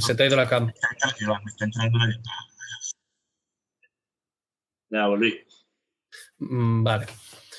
A ver, es que hay muchas maneras de volver al patrón oro y no exactamente eso. Simplemente unilateralmente una región puede volver al patrón oro. Pero, a ver, el patrón oro, es que hay varias maneras de patrón oro. Que el Banco Central, la manera de Banco Central, que el Banco Central tenga una equivalencia fijada por el Estado en el billete, que eso creo que es de lo que estás hablando, y el origen del patrón oro, que es que tú guardabas oro o plata o... Oro es simplemente que sea físico. Puede ser piedras preciosas, petróleo, puede ser absolutamente cualquier cosa, pero que sea físico, que sea algo. Entonces, tú guardas en un banco, en una caja, en un almacén, una cantidad de oro y te dan un vale conforme esa cantidad de oro. Eso es el dinero. El dinero eran vales por cosa almacenada. Entonces, claro, eso se convirtió... ¿Eso sea todavía el dólar? No, ya no. Desde el 70 y algo no. supone que sea, le preguntas al demócrata por medio y te dice que todavía puedes ir al banco y pedir que te den tu equivalente en oro. Sí, sí. Mira, una cosa que estaba viendo en los comentarios aquí tiene que ver con Vox. No mencionaste Vox, te fuiste por el oro. Dime. Por cierto, vaya. Y las criptomonedas, ¿por qué no criptomonedas en lugar de oro? Bueno, claro, que se puede elegir lo que sea. Claro, si quieren elegir criptomonedas, que lo elijan. Pero el patrón oro es mucho más seguro y estable. Las criptomonedas se usan sobre todo pues, para salirse de la inflación y salirse del control gubernamental. Si permites la creación del patrón oro, no. Puede ser gubernamental o puede no serlo. Lo que te he explicado, que puede ser una entidad privada que almacene oro y que emita dinero privado, que es el origen, o el dinero estatal, que sería el de la Reserva Federal. Si tú permites la creación... Si actualmente tú vas a comprar oro, lo vas a hacer para evitar inflación y para tratar de mantener. Sí. Actualmente el oro no es un medio de inversión, es un medio de mantener acumulado la mayor cantidad posible. Bueno, hay quien sí que invierte por tema inversión y las criptomonedas no necesariamente son inversión. En oro, ¿verdad? Que estén planeando por lo menos para 2 décadas. No. Ya, sí, pero a largo plazo sí. Pero las criptomonedas no te garantizan, hubo una burbuja, pero no te garantizan que al invertir en una criptomoneda te vaya a aumentar nada. O sea, pero no me refiero al hecho de tener un medio de inversión, me refiero desde el punto de vista de lo que sería ideal para una capa. ¿Acaso el oro no sería de cierta forma riesgoso? Porque a menos de que tú vayas a mantener tu oro, y a mi parecer siempre va a existir una demanda de alguna entidad privada, como ya existen, que mantenga tu oro. O sea, ya hay muchas compañías en el mundo, particularmente en lugares como Suiza y Luxemburgo, que mantienen tu oro en bóvedas y tú lo puedes comprar por internet. Y siempre va a existir este tipo de modelo, pero obviamente tú estás de cierta forma... Pero tú no puedes pagar, pero tú no puedes pagar con ello. Si yo guardo 100 euros de oro en un sitio de esto y yo tengo un vale conforme, tengo 100 euros de eso, si yo contrato a alguien y le pago con ese vale, me meten preso. Claro. Yo no, porque hay curso forzoso, te obligan a que si se permitiesen otras monedas, entonces de ahí salen las criptomonedas, son las monedas que no pueden controlar y que se usan sin control gubernamental y que no se puede emitir a lo loco, hay una cantidad fijada y no se puede alterar la impresión. Entonces, sirven para ciertas cosas y es mucho más estable el oro. No el oro, sino... Con el oro es más. Cuando tú decidas que no es solo un tema de liquidez, sino un tema de que tú quieres, por ejemplo, guardar tus ahorros y quieres tener una cuenta de ahorros con una compañía privada que te maneje tu oro, ¿acaso no estás de cierta forma depositando la misma confianza en dicha compañía privada que depositamos actualmente en el banco, pero con la excepción de que no tienes ningún tipo de respaldo estatal? O sea, por ejemplo, si la compañía se va a la quiebra, tú no tienes ninguna garantía de que vas a poder recuperar ese dinero. Mientras que actualmente los bancos, por lo menos en países occidentales, están respaldados. Vale. Es que tú estás confundiendo banco y banco central. El banco central simplemente emite dinero y altera los tipos de interés y por lo tanto puede hacer que tu dinero valga la mitad simplemente porque han hecho una firma y han decidido bajar los tipos de interés una cantidad o imprimir cierta cantidad de dinero. Por lo tanto, hagas lo que hagas con tu dinero, lo pierdes, o sea, pierdes la mitad. Ahora... Eso también es falso. Que hagas lo que hagas con tu dinero, vas a perder la mitad. Si vemos la inflación dólar, pasar, a ver, para perder el 50% del valor del dólar, tenemos que estar viendo los 60. Sí, ya me entiendes. Pero, por ejemplo, si está fijado el oro, tú puedes guardar tanto en bancos de inversión como en bancos de guarda de dinero. O sea, no es lo mismo los fondos que las inversiones. Tú puedes simplemente ir a un banco que dices, guárdame esto aquí y que sea a coeficiente de caja 100%. O guárdamelo a la reserva fraccionaria, voy ganando unas comisiones e invierte mi dinero como quieras. ¿Me estás entendiendo? Yo me refiero a eso. En un modelo anarcocapitalista, una de las principales ideas es separarnos de la centralización y de la ocupación del espacio del Estado en poderes que no deberían tenerlo. Pero ¿no crees que a medida que vamos viendo cómo se va formando una comunidad anarcocapitalista, van teniendo que depositar cada vez más su confianza para cosas que son esenciales, como por ejemplo tu dinero, en compañías privadas, de la misma forma que lo haces con un banco, pero con la diferencia de que no tienes ningún respaldo del Estado si ese banco fuera a ir a la quiebra? Pero una vez más, si tú le estás dando tu oro físico a una empresa, como lo hay muchas empresas actualmente en las que tú puedes ir a comprar oro y ellos te lo guardan en sus Actualmente esas empresas están respaldadas por los gobiernos bajo los cuales se llevan a cabo. Es que existen dos tipos de banco. Ahora no, porque al estar respaldados los bancos, ahora no existe esa diferencia. Pero si no se respaldasen los bancos, habría dos tipos de bancos. Bancos de inversión y bancos de guarda y custodia. Si tú tienes 1.000 euros de oro y lo guardas en uno de custodia, guarda y custodia, quiebra la empresa y te devuelven el oro, porque el oro se queda allí almacenado, punto. No pueden tocarlo ni invertir con ello. Eso es coeficiente de caja 100%. Sin embargo, si vas a un sitio, a un banco de inversión y dejas ahí tu oro, tú sabes que van a invertir ese oro y que es un préstamo a la vista. Es que seguramente tendrá reserva fraccionaria. Es utópico el decir que mi idea de un dictador bueno es igual de utópico que decir que una banca de ahorro no va a tocar tu oro. Eso ha pasado durante varios siglos. Eso ha existido muchísimo tiempo. Una vez más, porque estamos hablando de países que tienen modelos legales en los cuales si un banco decidiera hacer algo como robarse tu dinero... No, hablo del siglo XVI, XVII, el Banco de Alemania, no me acuerdo exactamente cuál, estuvo operando durante 3 siglos y así de esta manera. Y es precisamente a causa de la intervención del Estado. El simple hecho de que le digas a un banco, si quiebras, te rescato, es la manera más eficiente para que ese banco quiebre. Porque se invertirá a máximo riesgo y si quiebra, pues ya me rescatarán. Y si gano, pues gano un montón.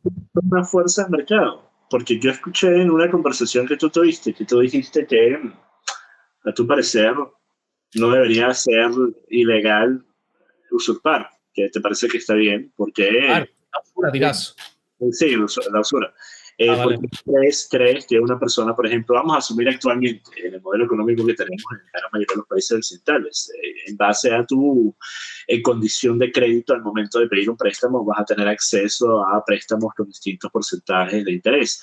Y obviamente, si tu crédito es un asco, pues vas a tener que pagar inclusive el doble de lo que pidas. No solamente el crédito, lo importante, pero bueno. Pero en tal caso, tú estabas haciendo el argumento en pro a las personas que no tienen suficiente historial de crédito, un crédito suficientemente bueno para acceder a niveles de crédito que no fueran considerados usura, así que estabas diciendo que tú estás evitando que esa persona tenga la ayuda económica que quiera, ¿correcto? ¿Cómo? Oye, tú dijiste que ¿qué haces con eso ahora? Es una masa de cartas básica. Que tú dijiste que la usura evitaba que personas que necesitaban esos ingresos, de esa inyección monetaria, pudieran tener acceso a la ayuda que necesitaban. Y por eso te parecía que debería ser legal. Sí. Ok. Ahora, ¿no te parece que si sigues esa lógica, lo que pasó con Fannie Mae y Freddie Mac, que fue gran parte de lo que llevó al colapso en el colapso de bienes raíces en Estados Unidos, sí. ¿No te parece que esos fueron los bancos utilizando lo que a mi parecer tú considerarías únicamente fuerzas del mercado? Porque esos dos bancos... el Estado decidió, vamos a dejar que estos bancos hagan lo que quieran, no los vamos a regular, y los bancos hicieron lo que querían. Esos dos bancos eran públicos, precisamente esos dos bancos eran Estado. Es que no eran bancos, eran modelos que implementó el gobierno de Bush, en el que dijo que los bancos estaban obligados a dar hipotecas a personas que no pueden costearlas, porque todos deberían tener una casa. No, mira, lo que pasó, tengo un vídeo hablando del tema, que explico el origen de la crisis, y esos dos bancos eran creación del Estado, uno que se creó en los años 20 o así, otro que se creó en los 70. No me acuerdo exactamente las fechas, pero lo que se hacía era que eso tenía inyecciones estatales y tenía garantía de que si quebraban, el Estado lo cubría todo. El Estado pues se encargaba de todo. Por lo tanto, ¿qué pasaba? Que sacaban rentabilidad por prestar, y si se equivocaban, es como si a un tío que entra a un casino le dices que le vas a pagar todas las apuestas que pierda. Pues no se va a volver loco apostando.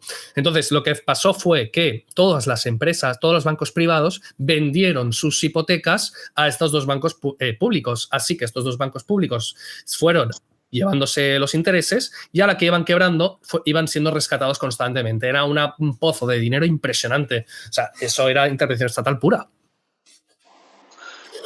Pero ¿acaso no te parece que si sigues la misma lógica que aplicaste en el modelo de usura, no debería haberse llevado a cabo de la misma forma. Es que lo que estás explicando es justo lo contrario que la usura. La usura es préstamo a alto tipo de interés y lo que hacían estos dos bancos era prestar a muy bajo interés. Pero es que el problema fue lo que pasó después. El problema es que estos préstamos que fueron otorgados, una vez que fueron otorgados, se subieron la tasa de interés y eso fue lo que llevó a que las personas no pudieran pagar y eso fue lo que llevó a la enorme cantidad de juicios hipotecarios que terminó con centenares de miles de personas perdiendo los hogares que habían comprado meses antes. Ese es el problema. Y técnicamente, si tú estás hablando desde el punto de vista de... Lo que subieron no fueron los intereses, fue la capacidad adquisitiva de la gente, porque al gastar tantísimo dinero el Estado en rescatar los bancos, el dinero tenía que sacar de otros. Los bancos empezaron... los tipos variables. Sí. Porque dentro de los contratos... Exacto, pero a eso es a lo que me refiero. Ve lo que digo. O sea, dentro de un mundo anarcocapitalista tú estarías de acuerdo con eso porque el contrato lo firmaron ellos y dentro del contrato está... Me estás poniendo un desastre, me estás poniendo como ejemplo el desastre de la intervención estatal. O sea, vamos, es que esto no tiene nada que ver con nada privado. Pero es que si sacamos por un segundo la intervención estatal, porque para que eso pudiera ocurrir, el Estado decidió que no iba a intervenir y iba a permitir que los bancos hicieran lo que los bancos decidieran hacer. Y no, los bancos no eran los bancos, pero no eran los bancos, era la caja pública, eran cajas de ahorros. Exacto, pero eran los bancos que lo manejaban. Y los bancos lo manejaban sabiendo que el gobierno... Eran gobernantes, eran burócratas, era gente, era el Estado, tío. Una vez más, ¿no te parece que desde el punto de vista que mencionaste sobre la usura, que una persona haya firmado un contrato para una hipoteca y que dentro de ese acuerdo estuviera que el interés era variable y que pudiera cambiar, y que después ese interés cambiara y que las personas ya no lo pudieran costear y que no hayan leído el contrato bien y que eran personas que no podían costear un abogado? Ok, entonces ¿estás de acuerdo? A eso es a lo que me refiero. Sí, claro. O sea, si lo firmas. Ok, efectivamente, para eso es a lo que me refiero. Pero ¿qué pasa? Hay que infantilizar a las personas. Lo que van a evitar, ese tipo de cosas lo que van a evitar que jamás exista una comunidad anarcocapitalista que sea significativa en tamaño. No, pero significativa en tamaño. Tenemos que infantilizar a la gente y no hacerla responsable de sus actos. No hay que aceptar la realidad de que muchas personas jamás van a tener el proceso investigativo y el proceso analítico. ¿Y sabes por qué? Y cuanto más garantices y cuanto más digas, vale, de acuerdo, pues has firmado mal, te has equivocado, cuanto más privilegios de edad, menos se van a informar o más van a decir que no se han informado. Eso es cierto. Que la gente se tenga que responsabilizar. Eso es cierto hasta el mismo punto en el que es cierto que una persona que mide 1,70 no puede jugar en la NBA. Bueno, han habido algunos casos, pero... No, te gusta llevar al contrario, ¿no? Bueno, es que me contaron que, no sé si es verdad, que había un tío de 1,68 m en la NBA que hacía mates. No sé si es verdad, pero está curioso. Bueno, en los Harlem Globetrotters, el Globetrotters que hacían esos trucos y había uno que era chiquitico. Vale.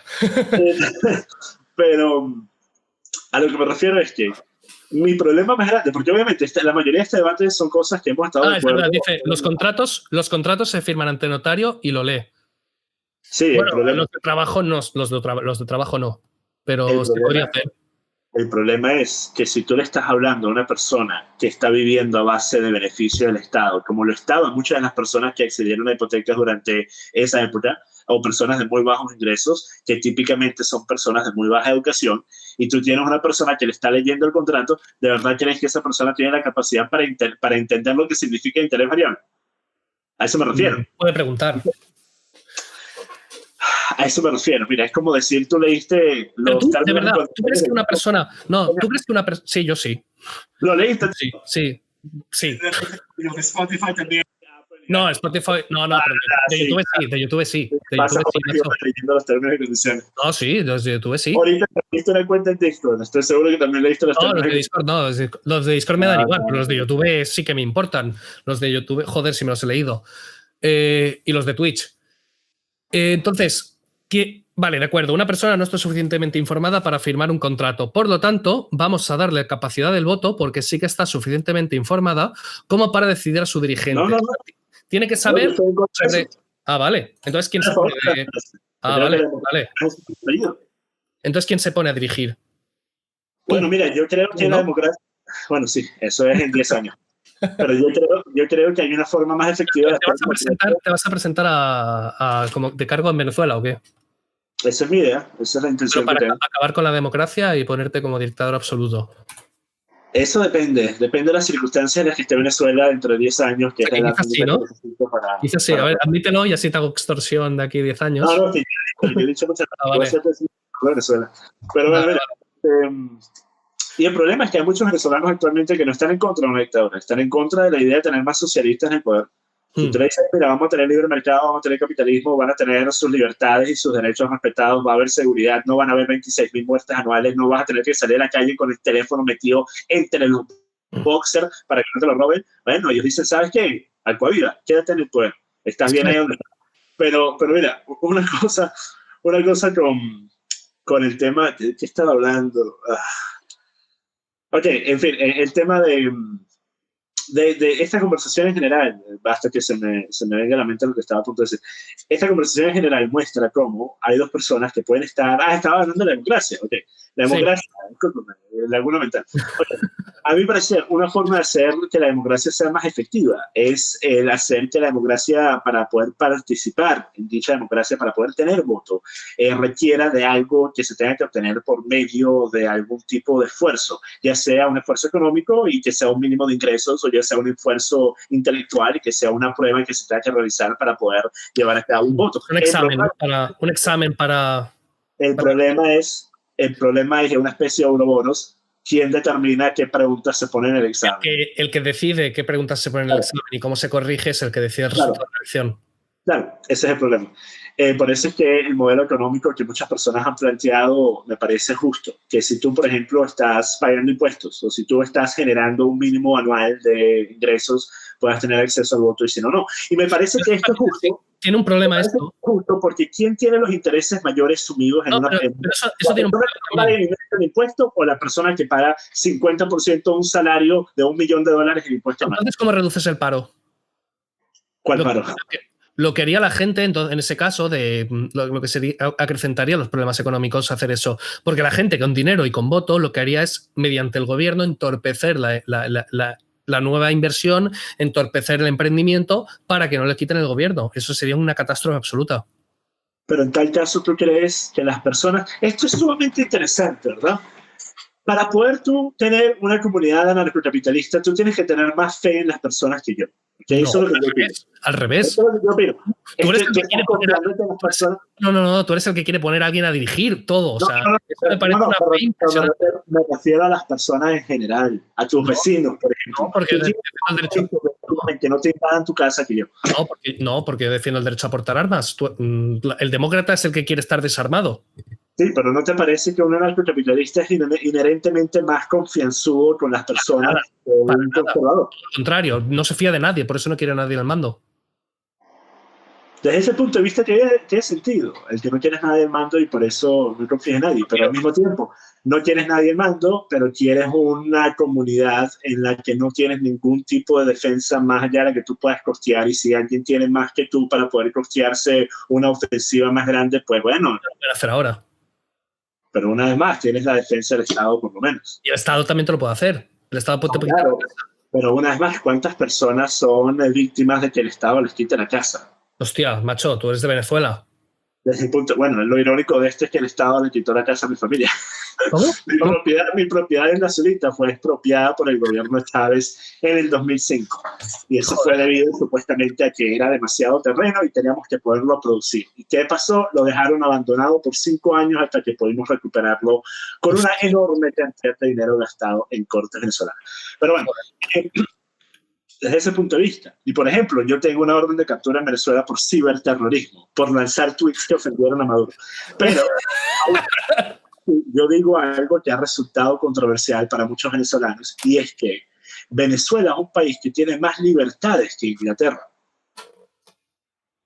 Porque no llega a todos los rincones el Estado y si no te ven puedes hacer más cosas. ¿Es más fácil que no te vean o qué? Vale. Entonces, desde ese punto de vista, si tú eres un anarcocapitalista, un buen país para ti actualmente, Adrián, es Venezuela. Sí. Si quieres hacer te pagamos como te pillen. Sí, pero una vez más, como te pillan acá lanzando un tuit ofensivo, te meten preso. En Inglaterra. En España también. Pero en Venezuela más. En Venezuela es mucho más fácil. En España, como te pillen ofendiendo a alguien en un metro, vas preso. Por sí, islamofobia. sí. Pero en Venezuela, ojito, cuidado.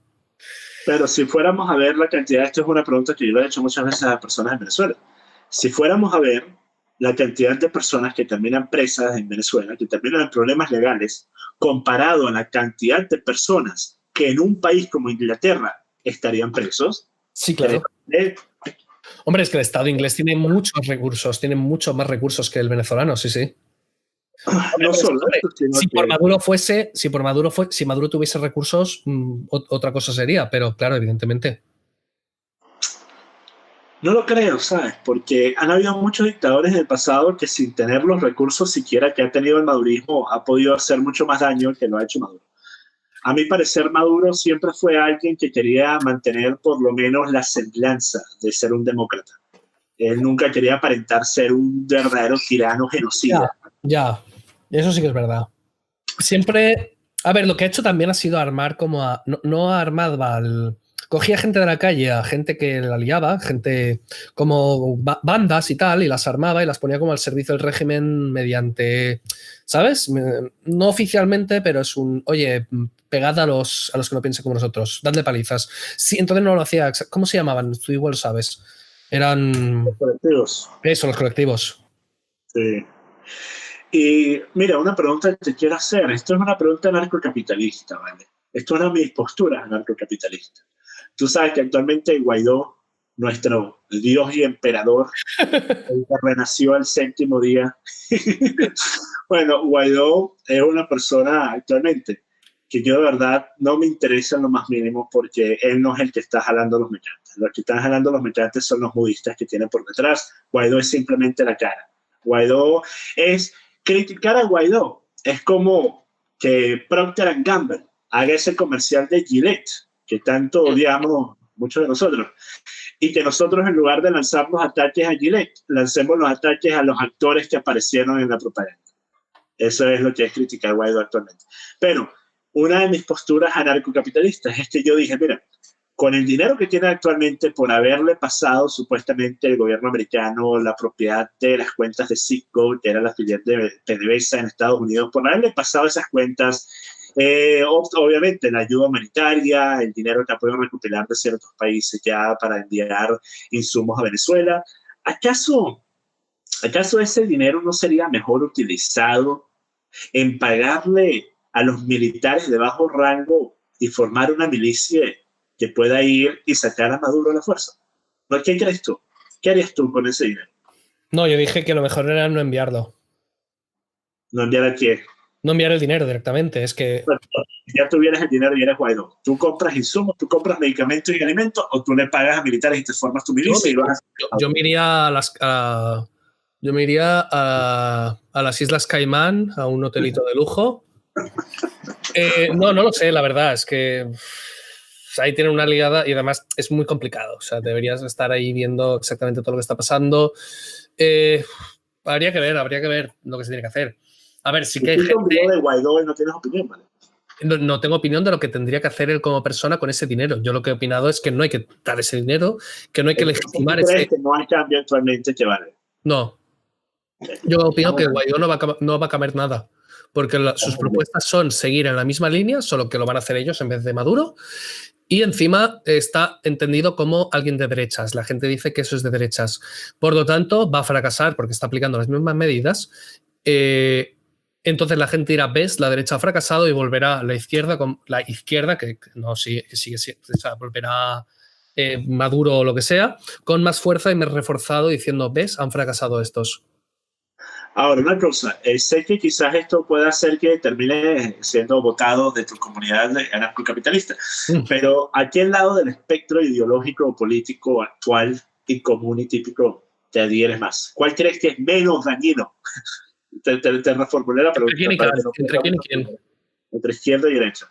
No por irnos muy a que si marxismo, comunismo, leninismo, contra conservadurismo. Derecha izquierda. O sea, ¿Ronald Reagan o Hillary Clinton? Hillary Clinton es mal ejemplo de izquierda, porque Hillary Clinton es más Obama. de derecha y de muchas cosas. Obama, sí, bueno, sí, tema de energía, tal. ¿Obama o Ronald Reagan? Obama, vamos a irnos por... ¿Quién es una buena representante? Alexandra Ocasio-Cortez. Hostia, que no sé quién es. ¿No sabes quién es? No. Coño, eres youtuber de temas de política, no sabes quién es ella. Ya ahí, mira, te acabo de dar contenido para como 10 videos en respuesta a las cosas que dice esa mujer. Bernie Sanders, entonces. Bernie Sanders. Sí, Bernie Sanders, prototipo. Hombre, Ronald Reagan, sin ninguna duda. Por supuesto.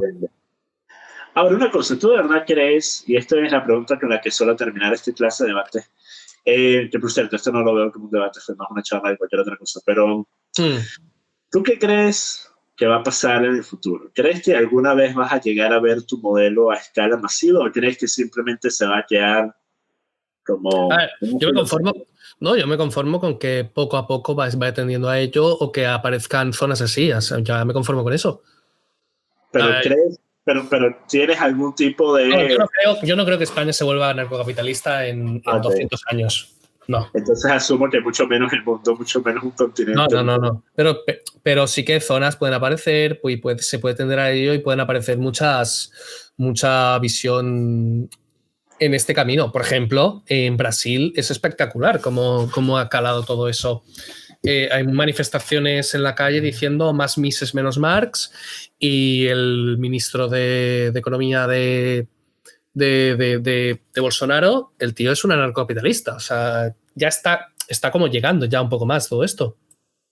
Bueno, es que mira, hay muchas posturas que tienen anarcocapitalistas que están muy alineadas a intereses de derecha debido a sus matices capitalistas que salen del hecho de que, y mira, me disculparás, pero de cierta forma el anarcocapitalismo es una ideología que ha tenido un renacer debido a personas como los hermanos Koch. ¿Cómo? Perdona, ¿se te ha cortado? ¿Como los hermanos? Como los hermanos Koch, ¿sabes? Esos billonarios que son, por ejemplo, los fundadores de la portal Reason. Y también hay otra portal anarcocapitalista bastante grande que fue fundada por otro billonario y lo hacen debido a que hay, por cierto, personas como Peter Thiel, que se volvió millonario con PayPal y después terminó haciendo mucho activismo libertario, es uno de los más prominentes activistas libertarios. Personas como él son personas que están de cierta forma metidos en la derecha política debido a el aspecto económico. ¿Qué opinas, por ejemplo, de personajes como Ron Paul? Los nuevos ricos que antes de que... Claro, es que lo que pasa muchas veces en economía y en política es que cuando aparece un nuevo mecanismo, por ejemplo el caso de Uber, muy claro, aparecen los antiguos, los que ya están en el poder, los empresarios, y le meten caña hasta que lo cierran. Entonces muchos se defienden en el liberalismo y en el anarcocapitalismo y demás. Sí. También otra persona que está mucho en el tema es el hijo de... No, el nieto, creo... El hijo de Milton Friedman, David Friedman. No sé si es hijo o nieto. Pero tiene también locuras montadas por ahí. ¿Y la pregunta cuál era? ¿Cuál pregunta? ¿Qué me habías preguntado al final? Me habías dicho algo. ¿Qué opinas de Ron Paul? Está diciendo sí, ¿qué opinas de Ron Paul? Que me gustaría que, a ver, claro, está genial. O sea, prácticamente todo lo que dice está genial. Sí. Sin embargo, habría que verle también una vez ya en el poder y una vez ya teniendo que tomar esas decisiones y teniendo que aligerar el Estado, que eso ya es más complicado. Mira, discúlpame que me estás diciendo que estoy enviando mensajes subliminales. ¿Yo? ¿Cuándo? ¿Cómo? ¿Cuándo? Mensajes subliminales. Sí, porque se oye como un eco. Mira, odio tener que hacerte esta pregunta, mentira. Pero, ¿qué opinas sobre la edad de consentimiento? Esta siempre es una interesante que hacerle a los anarcocapitalistas. ¿Crees que debería ser una edad en específico o crees que debería ser caso por caso? Hombre, los padres deberían decir mucho al respecto. Entonces, si es 10 años y es una musulmán, está bien. O 8, o 9. O la comunidad. Pero si es que... si es una comunidad musulmana o una comunidad hindú. ¿Y si los musulmanes llegan al poder y ponen esa edad mínima? Exacto, pero ya lo hacen en países que entonces el Estado no te soluciona nada ese problema. Pero es que a eso me refiero y por eso es que tenemos una conformidad cultural que es bastante importante. Y por eso es que yo mencioné la importancia de la cultura occidental cuando tú dijiste que Suiza era un país multicultural. Multicultural Vale, pudiera depende, decir Francia. claro, Francia es multicultural y mira el estado depende, del que está. bueno, hombre, depende de lo que vayas al detalle o lo que te alejes, que alejes, claro. Si dices cultura por hindú, musulmán, cristiano, ¿sabes? Entonces, vale. Sin embargo, en tema nacionalista, o sea, cultura nacional, Suiza no tiene cultura nacional ni de coña. No, me parece que la cultura nacional es irrelevante. La cultura nacional es la guinda del pastel o puede ser la guinda del que ustedes saben, de lo que hace Max frecuentemente en el piso de la cocina. Pero a mi parecer es irrelevante porque lo que pone, lo que va a determinar la calidad de esa persona tiene más que ver con la cultura que proviene de cosas como su religión, aun si eres ateo y creces en un país como Estados Unidos. Al final, realmente, el problema no es la cantidad de culturas. Da igual que haya taotistas, que haya hindús, que haya... Al final acaba siendo... No te importaría vivir con islamistas. Al final acaba siendo el problema la cantidad de islamistas que hay. O sea, el Islam es... Joder, macho, si te lees... No sé si has leído el Corán, que eso no puede convivir con nada. Es que eso es una locura absoluta. Okay, pero interesante que digas eso, porque en tal caso te das cuenta que tú de cierta forma estás poniendo tus propias reglas migratorias No. a tu futura comunidad anarcocapitalista. De hecho, el anarcocapitalismo es compatible con el Islam. Pero acabas de decir que no es compatible con nada. Porque no es un sistema político el anarcocapitalismo. No obliga. De hecho, el Corán impide, o sea, el Corán no es una religión solamente, sino que es una ideología política y es un código es una justicia también, o sea, es todo. Es justicia, ideología política y religión. Entonces, el Corán dice que puedes matar a cualquiera que te obligue a vivir un sistema que no sea estipulado por el Corán. Entonces, ¿qué haces? Entonces, estoy entreteniendo a la audiencia, ¿vale? Bueno, no estaba saliendo en ese momento. Si estoy hablando yo, solo me enfocan a mí. Okay. Entonces, en el anarcocapitalismo nadie te obliga a vivir de cierta manera. Tú en tu propiedad puedes vivir de la manera que quieras. Entonces, según el Corán, no puedes atentar contra el anarcocapitalismo. Bueno, entonces, de cierta forma te extendiste para decir que el anarcocapitalismo y el Islam no son compatibles. Se te ha cortado. Que de cierta forma te extendiste para decir que efectivamente anarcocapitalismo y Islam no son compatibles. Sí que lo son. Acabas de decir que debido a que el Islam es autoritario y el anarcocapitalismo tú no le puedes imponer a nadie nada. Pero ellos en su propiedad... No, porque ellos en su propiedad cagan lo que quieran. No, pero el problema es que si tú eres musulmán y tú tienes suficientes musulmanes en un área, tú vas a querer que toda la comunidad se adhiera a tus reglas. Eso es lo que pasa cuando tienes... Mira, ¿qué pasa cuando tienes los no-go zones en países como Suecia o países como Francia o inclusive los que han aparecido en lugares como Birmingham aquí en Inglaterra o Rochdale en Inglaterra con el caso de los grooming gangs en Inglaterra que violaron a más de 300 niñitas? ¿Qué pasa cuando tienes una cantidad suficientemente grande de musulmanes empiezan a querer ocupar la ley porque la ideología como tal es autoritaria y totalitaria, así que ¿por qué no van a querer ocupar la totalidad del espacio? Porque la ley de las zonas en las que están sí que dice que tienen que comportarse de otra manera, por lo tanto el Corán legitima la guerra santa y el ataque contra los demás. En el anarcocapitalismo no hay ninguno de esos problemas. Y además el Corán dice que no puedes iniciar ninguna guerra contra nadie que no te la declare primero. Eso es totalmente falso. Si hubieras leído el Corán, hubieras sabido. El problema es que no leíste el Corán, leíste Verses of the Religion of Peace y piensas que con esto sabes lo que dice el Corán. En el Corán hay por lo menos 30 justificaciones para el inicio de la fuerza. ¿Por qué? Porque lo que tú consideras inicio de la fuerza justificada, basándote en los versículos del Corán y en el texto del Corán, no es lo que tú piensas que sería desde el punto de vista de alguien que asume eres agnóstico, ateo o lo que sea, sino que si tú eres un musulmán, tú vas a ver a personas como judíos, como hindús, no como personas buenas que no te han hecho nada, sino como personas que están ofendiendo a Dios, como personas que están actuando en contra de lo que Dios ha pedido, y los vas a ver como un enemigo. Y debido a eso te vas a poder empezar a excusar del inicio de la fuerza. Por eso es que a donde han entrado los musulmanes históricamente le han dado dos opciones a los de religiones abrámicas. La primera opción es paguen el jizya, se pueden quedar en este terreno. La otra opción es, pues no se quieren que ir o los matamos. si no se quieren adherir a la religión, obviamente. Y eso es lo que ocurre actualmente. Mira la persecución a los cristianos en Siria, por ejemplo. Mira la persecución a cristianos en países africanos por estos grupos terroristas. Que, por cierto, también hay un grupo terrorista cristiano en África. A ver, sí que es verdad que hay muchas maneras, por ejemplo, si tú haces ostentación de estar pecando y cosas así, sí que hay maneras de tal, pero también se puede... pero se entonces puede negociar, tú, como anarcocapitalista, tú tienes que estar velando que no hagas las cosas mientras que los musulmanes te vean.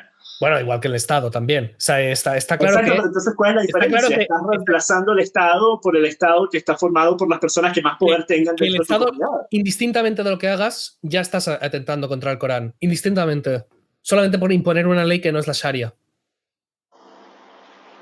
Ya, ¿qué dijiste? Repite eso. Que el Estado automáticamente, simplemente por el hecho de existir y tener una ley que no es la Sharia, ya es un atentado contra el Islam y ya es legítimo atacarle.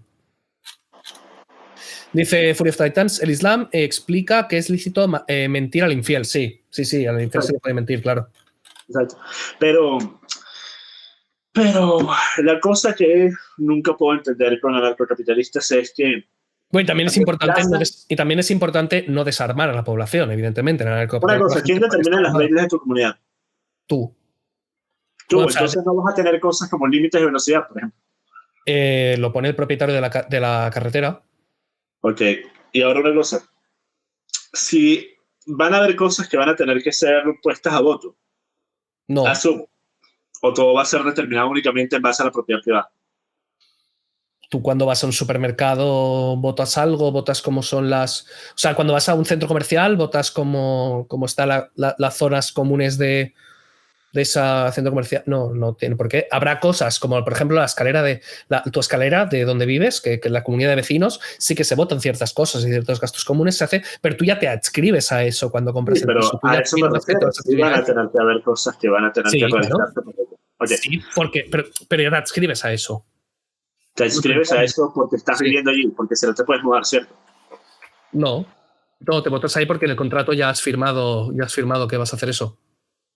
Ok, pero en tal caso, vamos a decir, esto es lo que me respondió un anarcocapitalista, uno de los que te mencionó a ti, uno de los que me dijo que conversara contigo, que se llama Juan Anca en Twitter, tiene como 5.000 seguidores por ahí, tiene una portal ahí. Ya puedo leer la comida, así que estoy a punto de tener que irme como 10 minutos. Pero, Sal está haciendo arepas, por cierto, para los venezolanos, sabrán por qué estoy tan entusiasmado. Pero mire, el tema de cómo se va a decidir qué se va a hacer, y tú dijiste, ya te escribiste a esto, ¿te refieres a te escribiste a esto porque estás viviendo en la comunidad y si no quieres pedir esta regla, ¿te puedes decir? ¿Cuál contrato? ¿El contrato de compra de la vivienda? No, pero tú estás hablando, por ejemplo, de una escalera comunal.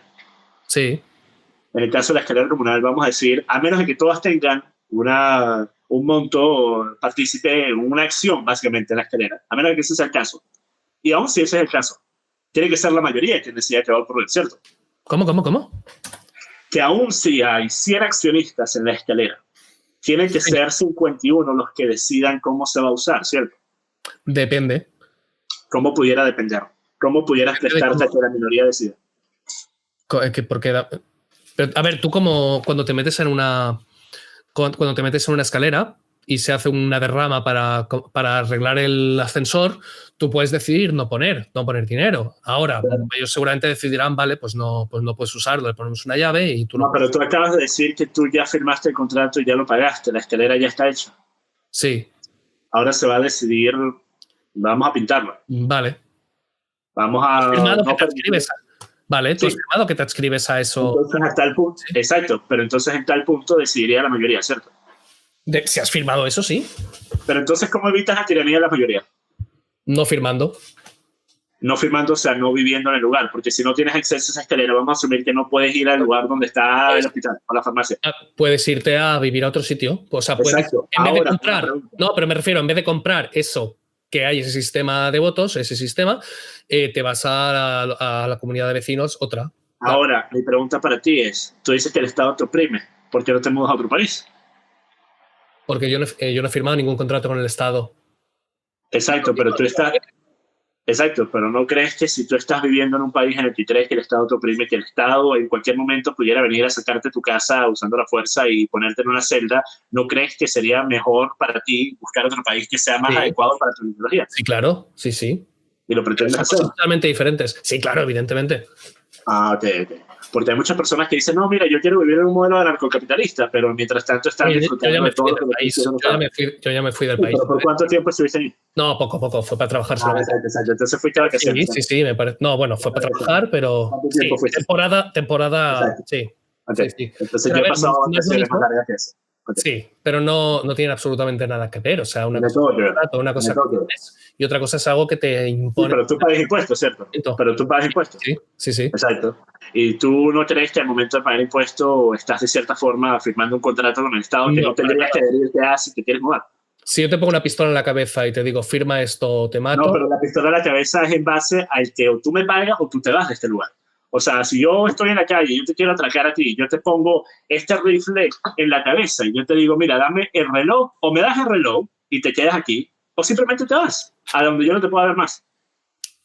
Yo te estoy dando una opción de poderte ir. Eso lo hace el Estado. El Estado me está evitando que te vayas a España. Pero es inmoral, evidentemente es inmoral, es coacción. Exacto, pero muchas cosas inmorales ocurren en todos los rincones de la Tierra. Sí, pero eso no las hace morales. Exacto, no lo haces morales, pero tú tienes la decisión de o irte o quedarte o vivir bajo un modelo inmoral o buscar uno más moral. Evidentemente, por lo menos aquí en España te puedes ir. Exacto, ¿por qué no estás viviendo en el lugar anarcocapitalista si tan bello y tan hermoso era? No, porque estuve trabajando sin más, ahí es zonas de trabajo. Y eso no... ok, entonces es una zona solo de trabajo. No, pero a ver, tú puedes vivir allí, lo que pasa es que es un coñazo. Puedes vivir allí, tú puedes ir como un ciudadano que no está trabajando por la compañía y vivir allí. Sí. ¿Por qué no lo haces entonces?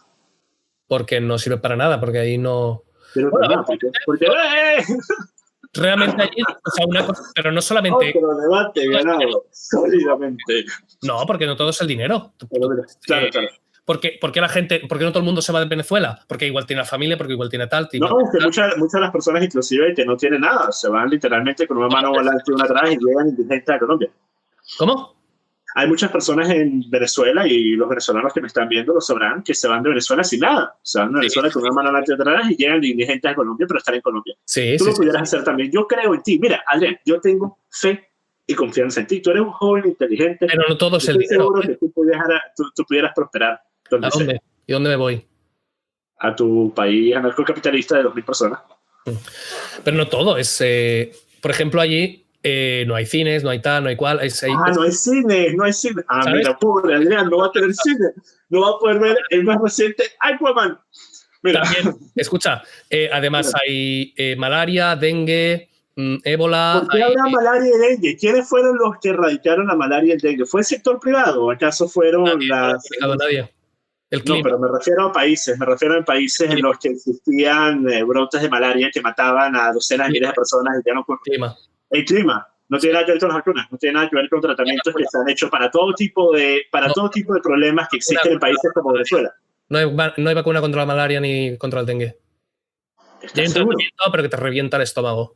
¿Estás seguro? Sí. Oye, sí. ¿será que estoy totalmente equivocado? Entonces, ¿por qué cuando vas a la India tienes que vacunarte antes de ir? De malaria no te vacunas. Fiebre amarilla, cierto. Vale. Ok, pero hay todo tipo de malestares y enfermedades y viruses que han sido erradicados debido a intervencionismo de estados que han decidido, bueno, vamos a poner el dinero necesario, aun cuando es en contra del interés del sector privado, aun cuando no sería productivo para el sector privado. Ahora, una cosa, ¿qué pasa con el tema de Martin Shkreli, por ejemplo? Espera un momento. La mayoría de vacunas se han desarrollado por el sector privado, evidentemente. La mayoría de las vacunas que han sido promovidas en países tercermundistas fueron financiadas por estados, fueron desarrolladas por el sector privado.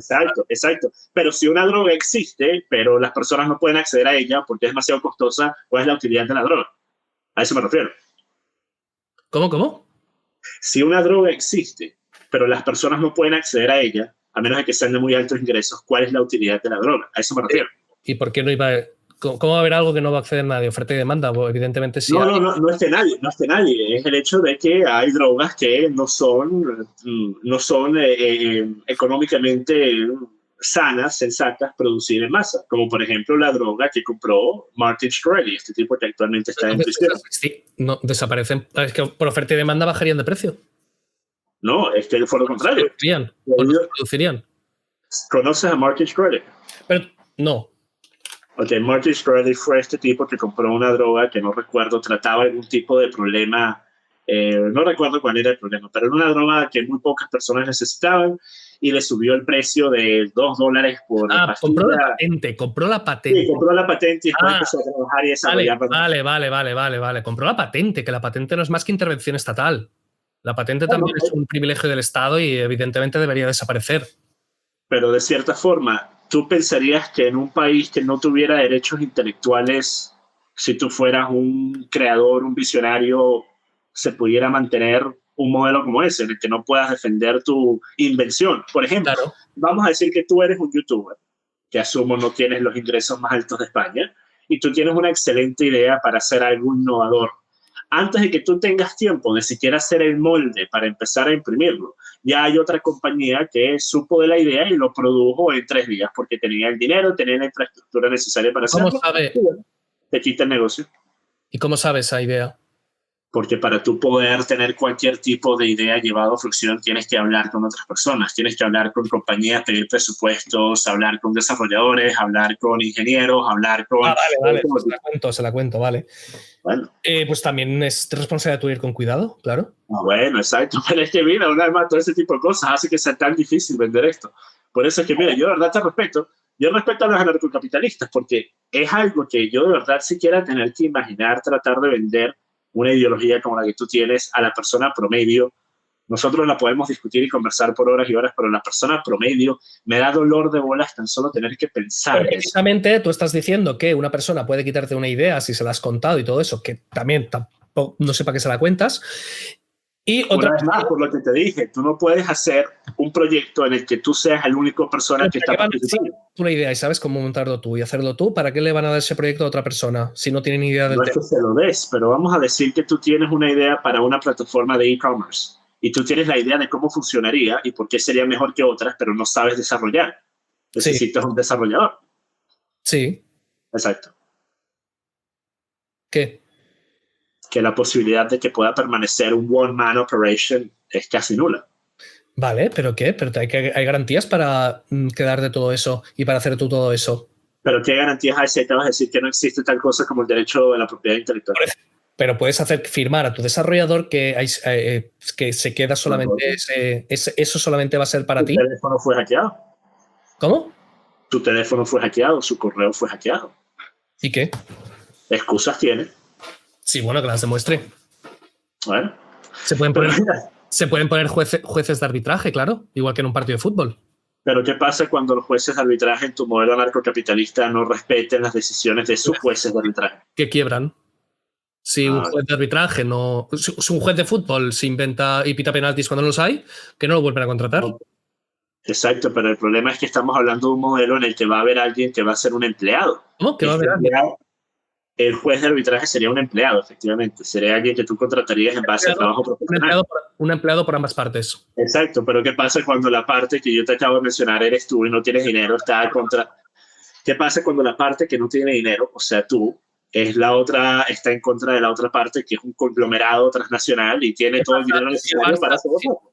Si el Barça juega contra no sé qué partido, no sé, un partido, el Hércules, el Barça tiene más dinero, mucho más dinero que el Hércules. Totalmente distinto. Que el árbitro va a pitar penalti a favor del Barça simplemente porque tiene más dinero. Distinto. Estamos hablando de un proyecto público como lo sería un juego de fútbol, que también por detrás tiene todo tipo de entidades que están velando por el que el juego sea justo. Pero ese juez de arbitraje no lo contrataría absolutamente nadie más. ¿En qué caso? ¿En el caso del Barça o en el caso de la patente? En ninguno. En un contrato de confidencialidad, yo firmo contigo un contrato de confidencialidad. No, claro, pero a eso es a lo que me refiero. Las posibilidades de que te agarren haciendo algo como eso cuando tienes las posibilidades de que te atrapen haciendo algo como eso, cuando tienes primero el hecho de que el Barça está jugando frente a una audiencia de miles de personas, el hecho de que tienes todo tipo de instituciones que están velando porque el juego sea limpio y porque no exista fraude ni corrupción, es muy distinto a si tienes simplemente un caso en la corte en la que hay un juez de arbitraje y están el acusado y el acusador tiene más dinero, el acusado tiene más dinero. Esa es la diferencia. Pero a ese tío no lo vuelve a contratar nadie, ese tío, ¿para qué lo vas a contratar? Si sabes pero ¿por qué no lo volverían a contratar? Si la persona que perdió eras tú, que no tenías dinero y eres irrelevante y no eres nadie, ¿qué vas a hacer tú? pues exponer el caso, hablar del caso, no sé qué, y a la que haya 5 personas que les ha pasado, pues con una búsqueda en Google sale todo. ¿Cuántas veces BP y otra cosa es, por mucho decir, ¿y qué le ha pasado? Por cierto, ¿qué le ha pasado a Uber? Ha tenido una idea buena y ¿qué le ha pasado? No ha necesitado ni jueces ni nada. Es mucho más fácil que prohíban algo. Si tú dices que es entidad todopoderosa, es más fácil hacer que la prohíban por ley que no hacer toda esta locura, toda esta trapicheos que me estás contando. Es mucho más fácil. Sí, pero te das cuenta de que Uber ha requerido en muchas instancias de la ayuda del Estado y de cuerpos policíacos para prevenir actos de vandalismo y de violencia que venían por parte de la vieja escuela de los taxistas. En muchos lugares como Nueva York, lugares como Londres. Violencia creada directamente por el Estado al haber permitido de entrada esas licencias y, evidentemente, claro, si la mafia solo te deja protegerte con la mafia... Pues, no es por el Estado, es simplemente porque ocurrió un avance tecnológico tan significativo que dejó a un sector del área laboral totalmente fuera de trabajo, básicamente. Sí, y aún así el Estado, mira... Eso ocurriría con o sin Estado, ¿estamos de acuerdo? No. Entonces, de hecho, entonces, sin un Estado no ocurrirían los avances tecnológicos que ocurren con el Estado. O sea, que el Estado es más productivo. Lo que no ocurriría es este rebote tan inmenso y esta rabia tan inmensa por haber pagado una licencia de 300, porque no habrían pagado una licencia de 100.000 euros. No, pero no es solo por la licencia, porque hay lugares, no estamos hablando solo de Nueva York, donde es $250.000 en la placa amarilla. Estamos hablando de lugares también como Manchester, inclusive en la ciudad en la que yo vivo. Han habido muchas revueltas aquí de los taxistas que no pagan mucho, en realidad pagan. La licencia aquí, si quieres ser un black cab, es de 30.000 libras, pero si quieres ser un taxi normal de chofer, pagas una mensualidad que es equivalente a lo que ganas. Sí, es verdad. Sí que han habido muchísimos problemas. Por ejemplo, cuando se inventó la tejedora, la máquina para hacer tejidos y tal, la tejedora automática, sí que había luditas que rompían en las fábricas, todo eso, claro, evidentemente. Pero el mayor peligro es que directamente el Estado lo prohíba. ¿Tú crees que el avance tecnológico va a dejar a personas por fuera del área laboral o crees que se van a producir nuevos trabajos? No, todo lo contrario. El avance tecnológico crea muchísimos empleos. ¿Cómo? Joder, macho. YouTuber, por ejemplo, no es un trabajo que se ha creado hace nada. ¿Cuántas puede ser YouTuber, Adrián? Bastantes, pero hay gente que trabaja simplemente subiendo fotos a Instagram, hay gente que trabaja tuiteando, haciendo de... pueden hacer una vida de eso? Hombre, pues bastantes, ¿eh? Y es que mira, tú tienes una forma de ver los números y de ver las estadísticas muy rara. ¿Qué programadores hay detrás de eso? Programadores detrás de compañías como Instagram y YouTube. Detrás de todas las páginas. No muchos, en realidad. No muchos. Muchísimos, una barbaridad inmensa. No, programadores que ganen sueldos buenos, hay pocos en realidad. Comparado a otros trabajos. Comparado a trabajos de código sur hay muy pocos. Bueno, programadores que vivan de eso hay muchísimos. ¿Qué va a pasar con el que maneja camiones y tiene 50 años y no tiene la capacidad intelectual para aprender a desarrollar o a ser un youtuber? ¿Qué pasa con esa persona al momento de que los carros empiezan a conducirse por su cuenta? ¿Qué pasa? ¿Prohibimos que se conduzcan por su cuenta? No, yo soy todo lo contrario. Yo no soy de la mentalidad de Tucker Carlson, que el Estado tiene que meter la mano para evitar que los trabajos se pierdan, pero decir que no se van a perder trabajo y decir que no va a haber una enorme cantidad de personas que se van a perder porque no van a tener trabajo. Sí, se van a perder, se van a perder trabajos, lo que no va a aumentar el paro por el aumento de la tecnología. O sea, ¿cómo no va a aumentar el paro si se pierden trabajos y hay miles de personas que de un momento a otro no tienen cómo pagar la comida a su familia? Tanto como desaparece uno, aparece otro. No, te acabo de explicar que eso no es cierto. Sumamente deshonesto que es. ¿Por qué? Porque, por ejemplo, cuando desaparecieron los miles de trabajos de McDonald's porque pusieron los cajeros automáticos, que son estas pantallas táctiles, ¿qué trabajos aparecieron en McDonald's? Vale, eso es jugar sucio. Porque no desaparecieron por el aumento del proceso tecnológico, no desaparecieron porque fuese más rentable. Por incrementar el sueldo mínimo, no sé. Vale, entonces... Eso no importa en absoluto. Es un avance tecnológico que según tú hubiera ocurrido con o sin Estado. Así que la finalidad hubiera sido la pérdida de la misma cantidad de trabajos. No, importa muchísimo. Entonces, ¿estás diciendo que de cierta forma el Estado lleva mayor producción tecnológica? No, para nada. Si tú estás pagando al mes, por ejemplo, estás pagando 20.000 euros para tener un contratado unos trabajadores, si desarrollas una maquinaria que por 10.000 euros te hace ese mismo trabajo, se va la gente al paro. Sin embargo, desbloqueas 10.000 euros que no gastas en eso y puedes invertirlo en otras cosas, o puedes simplemente ahorrarlo, bajar los tipos de interés, aumentar la capacidad de inversión y aparecen nuevos trabajos. Sin embargo, si lo que se hace es aumentar el salario mínimo y pasar de 20.000 euros a 30... imagínate que en vez de 20.000 euros tuvieses que pagar 30.000 euros a esos trabajadores, ofreces una alternativa de 25.000 euros y lo que haces es aumentas el paro porque has despedido a esos trabajadores y aumentas el paro porque ahora tienes menos capacidad de inversión al haber mecanizado eso, pero hubiese habido muchísimo más paro si tuviese sido a los 30.000. Por lo tanto, la industrialización, la automatización forzosa del Estado aumenta el paro. Pero es intervención del Estado, no es intervención del libre mercado. Y yo estoy en contra del sueldo mínimo porque creo que lo único que hace es evitar que personas puedan acceder al mercado laboral. Pero, en todo lo que dijiste, no tocaste el punto que la finalidad era una que es más eficiente de lo que existía antes. ¿O vas a decirme que los cajeros virtuales, los cajeros automáticos no son más eficientes que lo eran los humanos? Los cajeros automáticos no eran más eficientes que los humanos antes de la subida. Son más eficientes. El tiempo de espera, McDonald's ha disminuido 28%. Pero es más caro, a sueldo más alto.